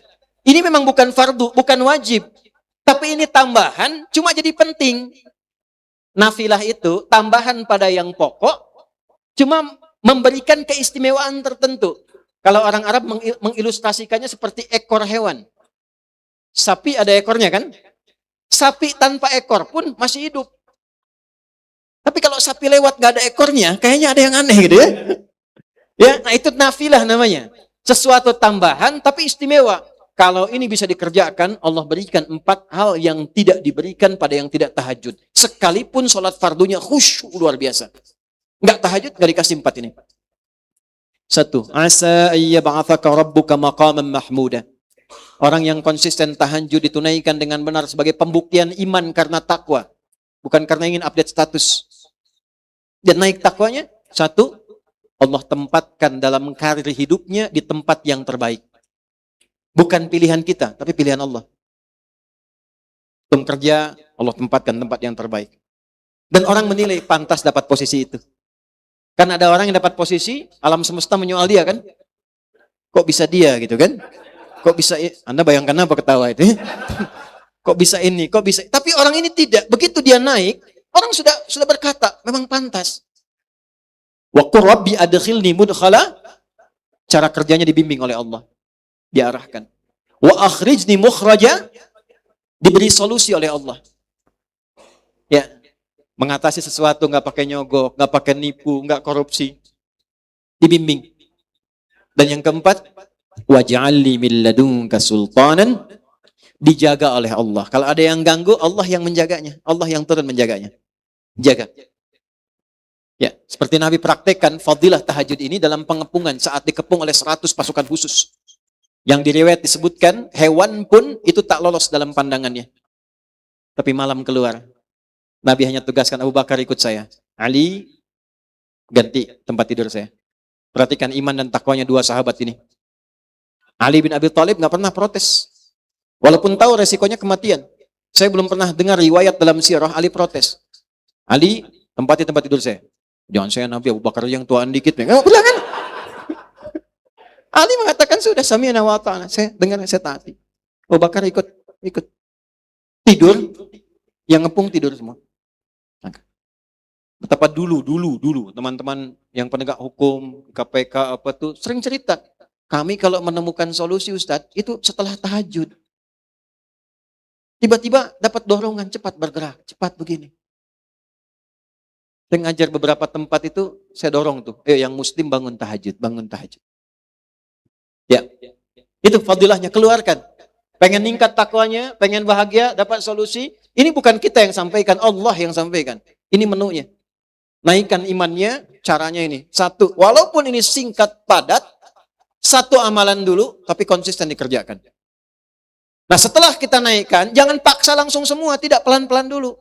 Tahajud pun jangan banyak-banyak dulu, baca rumus nabinya. Jangan cuma langsung 11 rakaat, 23 rakaat. Lihat dulu Bapak, Ibu. Dari Ibnu Umar, sholatul laili mathna. Kalau ingin baru bangun malam, baru pemula, ingin baru mulai, jangan banyak-banyak dulu, 2 rakaat dulu. Baca pun jangan panjang-panjang dulu. Ma tayassara minal Qur'an, Al-Muzammil ayat ke-20 itu, yang paling mudah bacaan Qur'annya, yang paling ringan. Itu bisa relatif. Kalau bagi Nabi, paling ringan itu 100 ayat. Paling ringan. Al-Bukhari nomor hadis 2010 tuh, sampai 2012. Sahabat datang ke Sayyidah Aisyah nanya, gimana salat malamnya Nabi? Kata Sayyidah Aisyah, la tas'al an husnihinna wa tulihinna. Jangan tanya panjang dan bagusnya, susah diikuti. Penasaran besoknya ngikut di belakang Nabi. Beberapa sahabat. Kemudian sholat di belakang Nabi. Rakaat pertama Al-Baqarah 100 ayat. Dikira akan sujud, disempurnakan 286 ayat. Dikira akan sujud, dah siap-siap, nyambung Ali Imran 200 ayat. Dikira akan sujud, nyambung An-Nisa 176 ayat. 5 juz 4 halaman, baru ruku. Besoknya nggak ada lagi yang ikut. Mulai. Dan tak usah terlalu awal, dekatkan ke subuh, pepetkan. Fa idza khasyiya ahadakumul fajra falyutir rak'atan wahidah. Kalau baru mulai, jangan memaksa banyak dulu. Pepetin ke dekat subuh, 2 rakaat dulu. Kalau sudah merasa dekat ke subuh, tutup witir 1 rakaat. Buat diri kita nyaman, dingin dulu, tenang. Supaya nyaman tahajudnya. Nyaman, dingin, tenang, bahasa Inggrisnya cool. Cari 3 surat cool. Qul a'udzu birabbil falaq, qul a'udzu birabbin nas, qul huwallahu ahad. Sampai bosan. Sampai bosan, berikutnya tambah 4 rakaat, witir 1. Mulai dari ad-duha, al-insyirah, qul lagi 2, qul huwallahu yang terakhir. Sampai terus naik 6, naik 8, naik 10, witir 1, 11, terus sampai merasakan kenikmatan. Sampai ketika nggak bangun, gelisah. Sampai ketika adzan berkumandang, Allahu Akbar, kita berkata, ya Allah terlambat saya. Terlambat, padahal adzan baru berkumandang. Karena dia merasa ada yang tertinggal. Itu ciri iman sudah naik.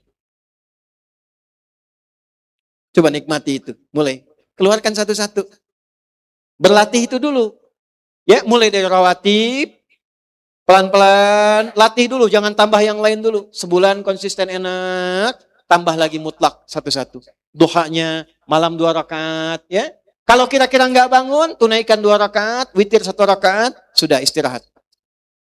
Latihan. Tapi niatkan untuk meningkatkan iman. Ini bisa dikerjakan, silahkan Anda cek.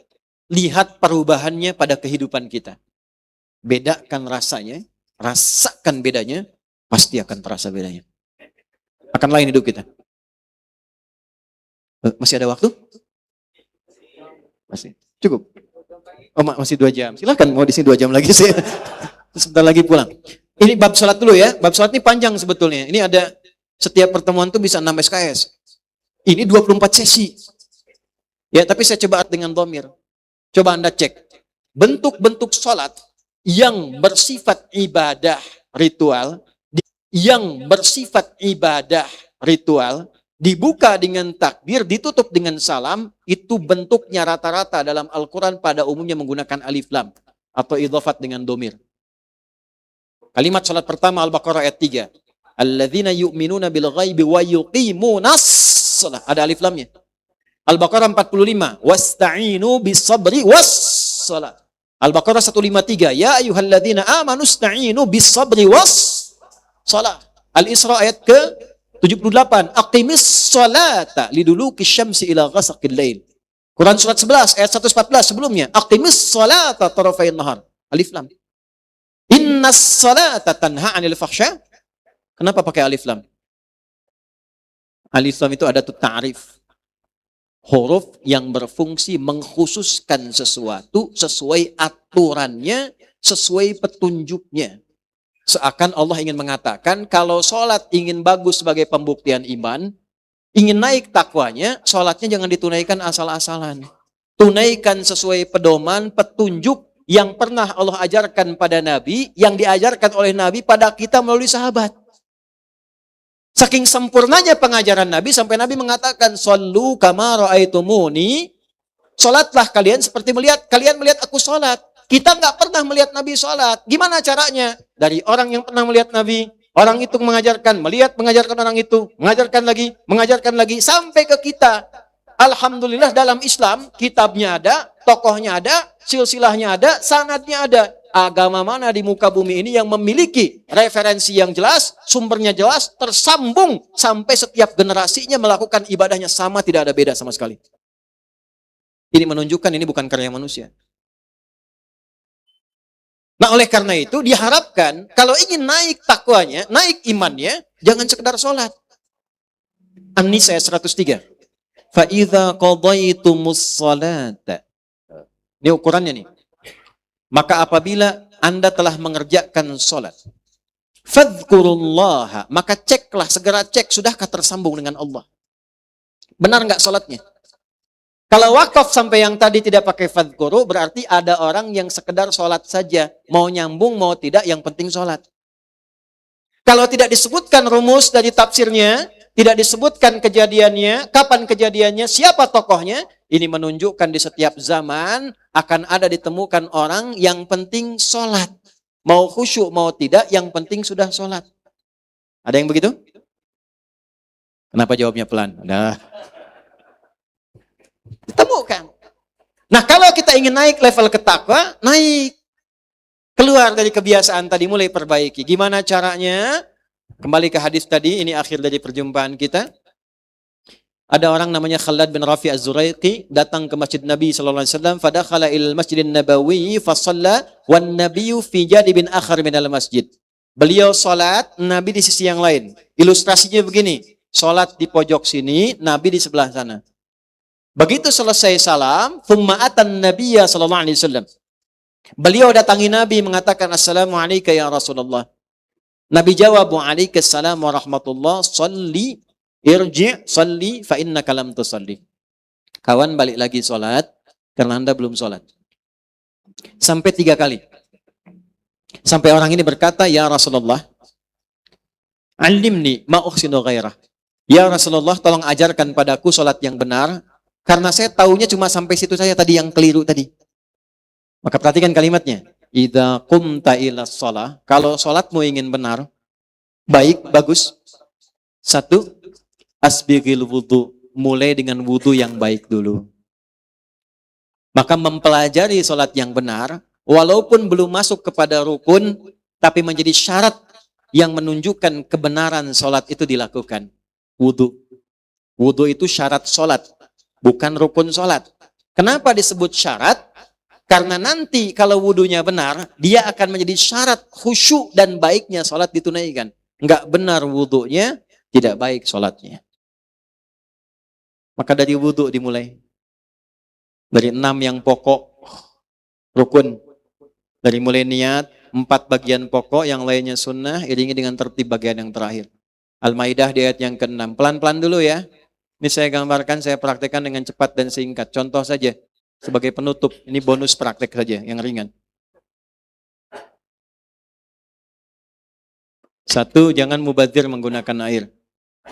Ya, innal mubadzirina kanu ikhwanash. Ya.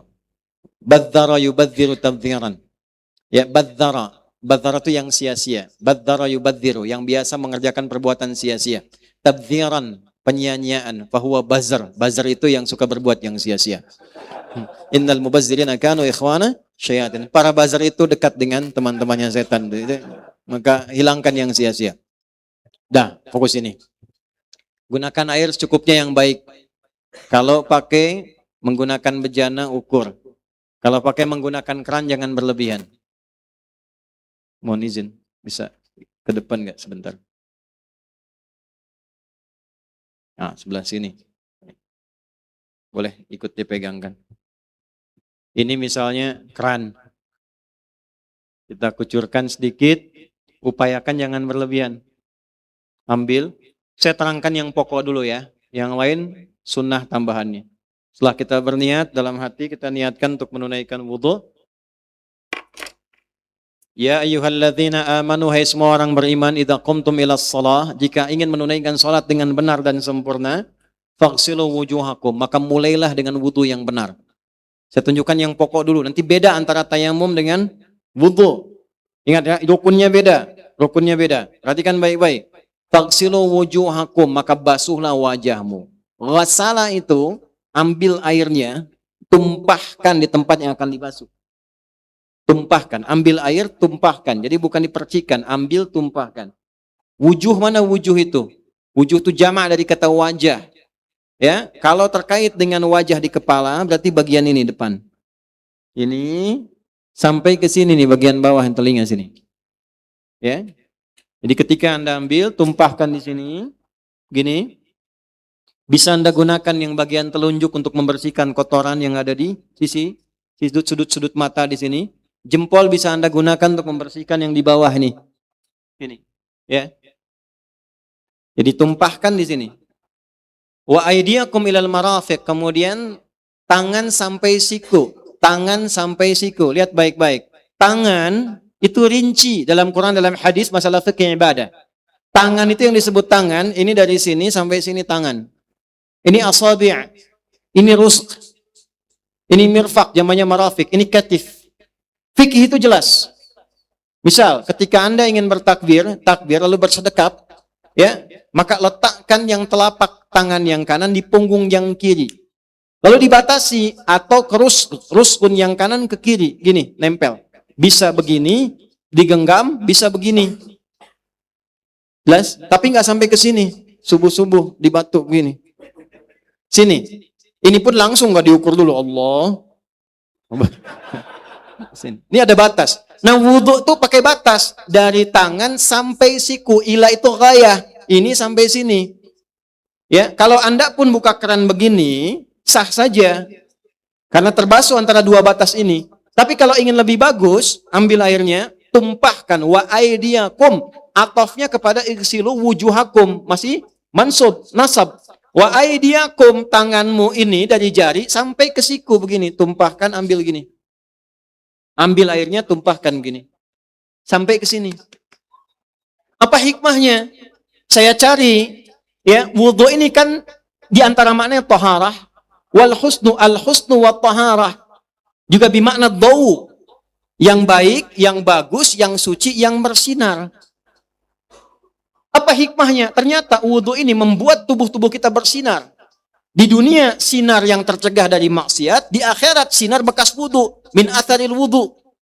Dari mana taunya? Selesai wudhu kan tobat. Asyhadu an la ilaha wa asyhadu anna Muhammadan. Allahumma ja'alni minat. Ya Allah, tolong jadikan aku termasuk orang tobat. Baru wudhu, doanya kok tobat. Jawabannya apa? Hadis Muslim. Kalau wudhunya benar, bersamaan dengan dibasuhnya anggota wudhu ini, dengan niat yang suci karena imannya, maka jatuhlah kotoran-kotoran yang pernah diperbuat oleh maksiat tangannya. Ini, jatuh. Di wudhu yang benar itu ada cahayanya. Ada hasil baiknya. Tangan ini nggak maksiat lagi karena sudah tobat. Kenapa dari sini yang dibasuh? Karena yang sering maksiat yang begini. Kan bikin status di Instagram nggak begini. Kan begini. Siapa? Orang maksiat begini kan? Maka yang dibasuh ini sampai sini. Kemudian ketika pindah setelah itu, ada yang kalimatnya. Wamsahu. Atofnya muncul untuk meneruskan tertib, tapi berubah dari ghasala menjadi masaha. Apa itu masaha? Masaha itu ambil airnya, percikan dulu, baru diusapkan. Ghasala, ambil airnya, ini geser sendiri ininya nih. Ini aja, nggak usah geser. Kalau ghasala, ambil airnya, tumpahkan. Kalau masaha, ambil dikit, percikan. Baru diusapkan, usap. Masaha, ada massa, ada masaha. Kalau massa, ada sentuhan, tapi tanpa pegangan. Ya, jadi melihat tersentuh. Begitu melihat ada sentuhan. Ya kan? Itu massa namanya. Tapi kalau disentuh begini, diusap, terasa, dia ada sentuhan, itu masaha namanya. Maka ambil airnya, percikan, ru'us, kepala, bukan rambut. Kepala. Bukan rambut. Betapa adilnya Allah. Setiap orang pasti punya kepala. Tapi tidak setiap yang punya kepala punya rambut. Maka ru'us itu kepala. Kepala. Dari mana? Kepala batasannya indahnya pakai ba. Ba itu kalau Anda baca Mughnil Labib an Kutubil Arif karya Ibnu Hisham, ada 14 makna. Ada ilsaq, ada tab'id, tab'id ma'a tahdid, tab'id min duni tahdid, ada musahabah, ada sababiyah, ada ghayah. Ba-nya yang mana ini? Maka dirinci oleh para ulama. Pertama istighraq. Kalau tidak ada di sininya penghalang, nggak ada sakit, nggak ada macam-macam, maka Anda bisa ambil, percikan dari depan ke belakang, usap begini, kembalikan. Ada yang luka di sini, gimana cara ngusapnya? Maka lihat, kan ini masih kepala, masih utuh. Di sini tak boleh disentuh misalnya, nggak boleh kena air, ini kan masih boleh. Maka para ulama fikih kemudian merinci at-tab'id, kan? Ma'at tahdid. Kalau mau pakai tahdid ininya aman sampai ubun-ubun di kepala. Di ibu kalau mau wudu tidak harus buka kerudung. Kalau di tempat yang tidak aman, ambil airnya, Usapkan bisa di sini atau ambil ke bagian belakang diusapkan begini. Itu ba. Ada teman kita ngambil di PhD S3 di Timur Tengah, membahas huruf ba saja di ayat ini dapat doktor dia, PhD. Anda yang belum silahkan, masih banyak. Ta, tha, jim, ha sampai ya tuh. Nah, setelah itu ke kaki. Wa aidiakum, atofnya pindah ke gosala lagi. Karena ada apa? Gampang, lihat fathah ujungnya. Ya, wa aidiakum a, wa arjulakum a, sama-sama a. Larinya kemana? Bukan wamsahu. Kalau wamsahu pasti pakai kasrah karena bi ruusikum. A-nya naik ke atas. Faghsilu wujuhakum a, aidiakum a, arjulakum a. Karena arjulakum pakai a, maka jatuhnya air diangkat lagi, langsung tumpahkan ke kaki. Bukan dipercikkan. Gosok 3 bagian sampai ke bagian mata kaki. Itu pun diiringi dengan apa? Dengan janji pada hati kita setiap disentuh, dibasuh itu niatkan tangan, kaki, wajah ini dibersihkan dari maksiat oleh Allah Subhanahu wa taala. Karena itulah setelah kita wudu kita tobat dulu. Gunakan doa tobat. Ditambah dengan sunnahnya setelah itu disertakan. Ada yang dimulai dari awal basuh-basuh dulu tangan sampai bersih, ada yang kumur-kumur, tamadmad, istinsyak dan sebagainya dan seterusnya. Yang pokok yang 4 yang dibasuh. Tambahkan 1 dengan niat, tambahkan tertib di akhir 6. Dan nggak sama dengan tayamum. Pokoknya ada 4 tambah 2, 6. Kalau tayamum bisa 2, wajah dengan bagian tangan. Ya, kalau Anda cukupkan wudu dengan 2 ini, batal. Nggak sah salatnya. Makasih. Allah khair. Paham? Poinnya apa? Poinnya, untuk sholat yang benar pun mesti bersih dulu. Tenang dulu. Kalau wudunya nggak benar, sholatnya nggak akan benar. Ini wudu udah sisiran, takut rambutnya acak-acakan, takut, kepala nggak dibasuh, nggak diusap, nggak akan sempurna sholatnya. Sholatnya nggak tenang, nggak nyaman sholatnya. Dimulai dari wudu, ini baru wudu. Sholatnya sudah mulai belum? Belum. Tapi alif lamnya kata Nabi dimulai saat wudu. Setelah itu beres wudunya dengan benar, famastaqbilul qiblah, menghadap kiblat dengan baik. Nunggu iqamat. Bagusnya itu iqamat itu jangan lu dimulai sampai imamnya datang semua berdiri. Tuh riwayatnya begitu. Imam datang berdiri semua. Sehingga ada wibawanya imam tuh. Ya, dilihat. Imam lihat. Oh, bukan sekedar nengok ke belakang. Istau. Kata makmum sudah tahu. Tengok, lihat. Gak harus pakai bahasa Arab. Boleh. Ini sebelum sholat boleh. Gak harus pakai bahasa Arab. Ya. Kalau mau dikuatkan boleh. Sawu sufu fa inna tasliyatas sufuf min iqamatis shalah. Bapak Ibu rapatkan safnya. Tenangkan jiwanya. Rasakan mungkin ini sholat terakhir yang kita tunaikan. Siapkan dengan baik. Lihat yang sholat siapa saja. Oh, ini ada yang mungkin gak sanggup berdiri lama. Ada anak kecil yang mungkin gak bisa berdiri lama baca surat. Diukur suratnya. Wajah sebelah sana, wajahnya ikhlas-ikhlas, al-ikhlas. Ya kan? Wajah yang sebelah sini, ya, ada kesibukan-kesibukan cari. Sehingga dicari kombinasi yang ringan apa? Kadang-kadang jadi imam tuh nggak mudah. Begitu kita niatkan baca Al-Kafirun, keluarnya Al-Baqarah di tengah-tengah. Bisa begitu, ini bisa dipilih. Nah, ini baru gambaran teman-teman sekalian. Ini baru sholat. Kalau kualitas sholat kita seperti itu, nanti ada perubahan pada diri kita. Karena itu ukuran orang takwa yang diukur iman pertama kali terletak pada sholat, bahkan pada panggilannya. Kembali ke Al-Anfal ayat 2. Innamal mu'minuna. Pakai ilmu nahunya. Orang yang sudah punya iman yang sudah dilatih itu, ciri dasarnya adalah sebagai berikut. Adatul hasri. Idza dzukirallahu wajilat. Jika disebutkan nama Allah, ada getaran konfirmasi iman di hatinya. Sini. Allahu Akbar, Allahu Akbar. Ada suara hati, ya Allah sudah adzan. Pernah begitu? Nah, makanya oleh Allah diperintahkan diperdengarkan nama Allah 5 kali dalam pergantian waktu sehari. Supaya kita cek dari subuh sampai malam ada iman gak sampai sebelum tidur. Subuh ganti siang diperdengarkan nama Allah. Siang sampai asar perdengarkan nama Allah sore. Sore sampai menjelang malam maghrib diperdengarkan. Sampai mau tidur diperdengarkan. Didengar telinga kita. Telinga bahasa Arabnya udhun. Ya, jamaknya adzan. Diperdengarkan pada orang yang masih punya telinga, diperdengarkan. Karena itu riset membuktikan dan menunjukkan bahwa adzan satu-satunya lafaz yang tidak berhenti di muka bumi 24 jam. 24 jam. Silakan kalau nggak percaya hitung aja. 24 jam. Itu sebabnya kenapa waktunya beda-beda. Malang Batu beda dikit. Tarik sampai ke Surabaya beda sekian menit. Sampai ke Jawa beda. Yang ke baratnya beda sekian menit. Sampai bagian ujung Indonesia timur dengan baratnya, pertengahannya beda. Kenapa beda? Supaya teratur. Selesai adzan di sini, adzan di sini. Selesai adzan di sini, adzan di sini. Terus berputar 24 jam.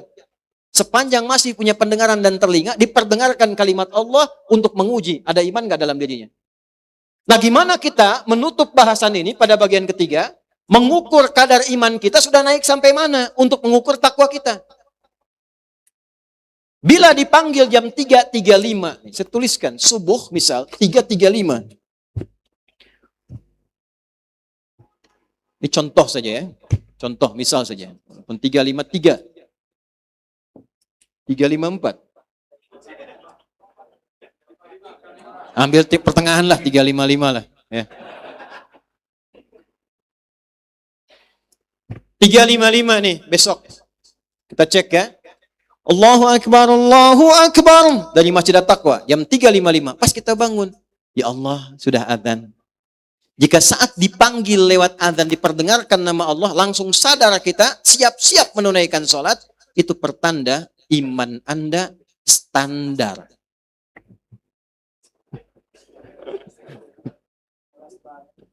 Standar. Belum kuat. Belum kuat, Prof. Hanif. Kerja di kantor masuk jam 7, datang jam 7, standar nggak? Standar. Kalau Anda datang jam 6, kuat. Hebat.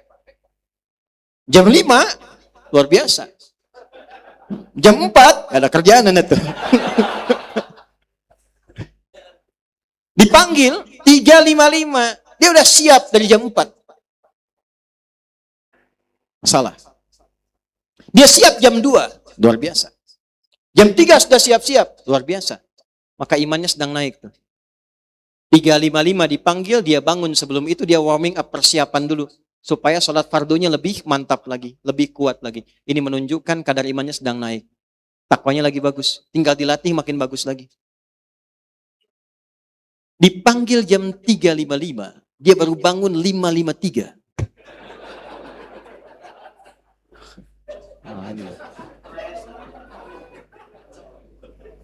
WIB, waktu Indonesia bagian batu.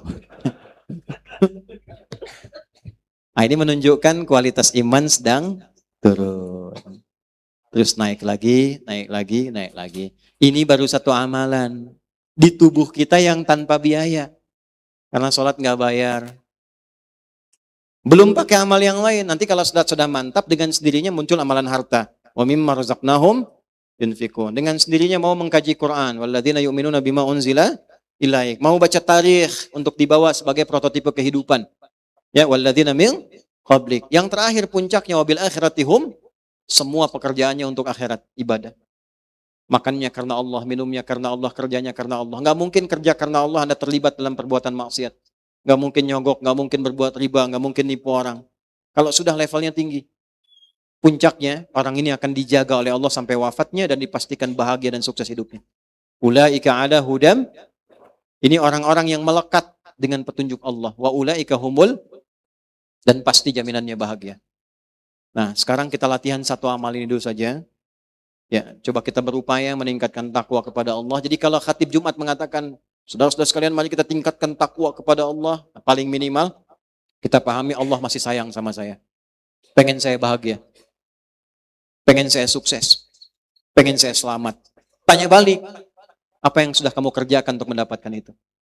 Naikkan iman, konsisten menjaga kebaikan dan sebagainya. Ya, coba diupayakan kita maksimal ya. Malam ini sama-sama saling mendoakan dulu. Ustadz juga sama saja, tidak mudah. Bahkan ancamannya lebih tinggi. Punya ilmu nggak diajarkan, dikecam. Menyampaikan nggak dipraktekkan juga, dikecam dalam Al-Quran. Afala ta'qilun. Di mana digunakan pikiran dan otakmu itu. Dan nggak bisa pensiun. Karena itu pilihan hidup. Makanya dibantu doa. Kalau ria, karena popularitas, karena materi, karena dunia, ini juga DKM nggak boleh ngasih apa-apa ya. Jangan, nggak boleh ngasih apa-apa. Nah, kalau saya ngajar nggak usah ribet ya. Kalau ada orang mengatakan nanti undang Ustadz Adi siapkan sekian, itu pasti bohong. Ya, tidak ada di kami yang seperti itu. Saya itu kalau sehat, Waktunya sesuai saya datang. Anda nggak perlu siapkan apa-apa. Kalau saya punya kemampuan saya datang. Ya, kita belajar, coba latih, tapi doakan supaya dijaga. Bukan untuk apa-apa, karena kalau sudah dikaitkan dengan Allah, Allah sudah berikan banyak, diberikan jalan. Ya, kalau kita sudah punya Allah, rasakan sampai punya Allah. Punya masalah merasa punya Allah. Kalau sudah merasa punya Allah, yang lain ringan. Punya masalah seberat apapun yakin saya punya Allah. Pasti Allah berikan solusi. Masalah di rezeki saya punya Allah. Allah pasti cukupkan. Kalau sudah merasa punya Allah, yang lain kecil, yang lain ringan. Ya, nah, upayakan latihan malam ini, saling doakan. Tatap sebagai saudara-saudara kita ini. Kanan kiri sebagai keluarga, kenalan dengan baik. Doakan. Guru saya mengatakan, nak, kalau kamu ngajar siang, malam tuh, coba siang tuh tatap semua tuh. Kalau ngajar tuh tatap wajahnya, walaupun nggak kenal. Nanti malam kamu bangun sholat, gambarkan kembali, ingat kembali wajah-wajah itu. Minta sama Allah. Minta supaya kalimatnya diterima, menghunjam pada hati. Minta supaya dibantu, ditolong oleh Allah bisa mengamalkan. Semua jadi orang baik. Lihat semua orang pada potensi kebaikannya. Ya, sepanjang masih hidup, sebelum siapapun sebelum wafat, dia punya hak untuk menjadi soleh di hadapan Allah. Tidak perlu kita hukumi orangnya, tapi kita perbaiki kesalahannya. Fir'aun, Anda boleh catat ini ya, bikin status. Fir'aunnya Fir'aun. Tuh. Tetap Allah berikan kesempatan padanya mendapatkan haknya berubah jadi baik. Allah kirimkan 2 orang nabi, Allah kirimkan 2 orang rasul. Cuma ya dasar Fir'aun dengan watak Fir'aunnya, dia tetap memilih sebagai Fir'aun. Dia tinggalkan itu, dia memilih bertahan sampai ternyata akan tenggelam, baru kesadaran itu pun datang dengan dipaksakan untuk selamat.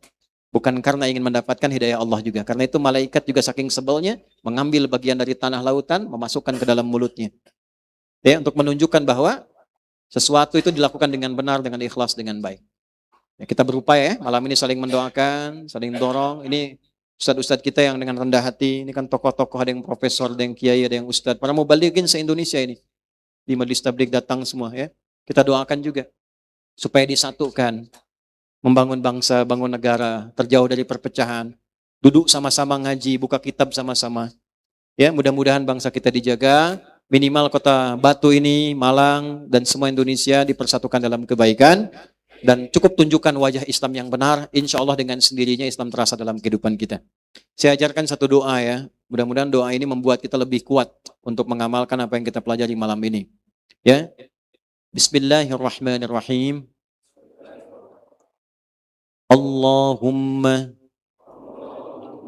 Allahumma paksain. Ya, ayo rekam, paksain. Ya.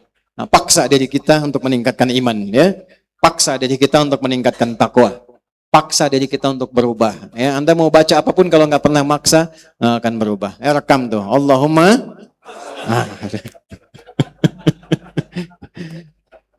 Baik, malam ini saya kira cukup ya, cukup dulu. Silahkan kalau mau sampai 2 jam lagi di sini boleh, mau itikaf juga boleh. Karena kami masih terhubung besok, kita ada agenda pagi ya, masih ada di acara Rakornas.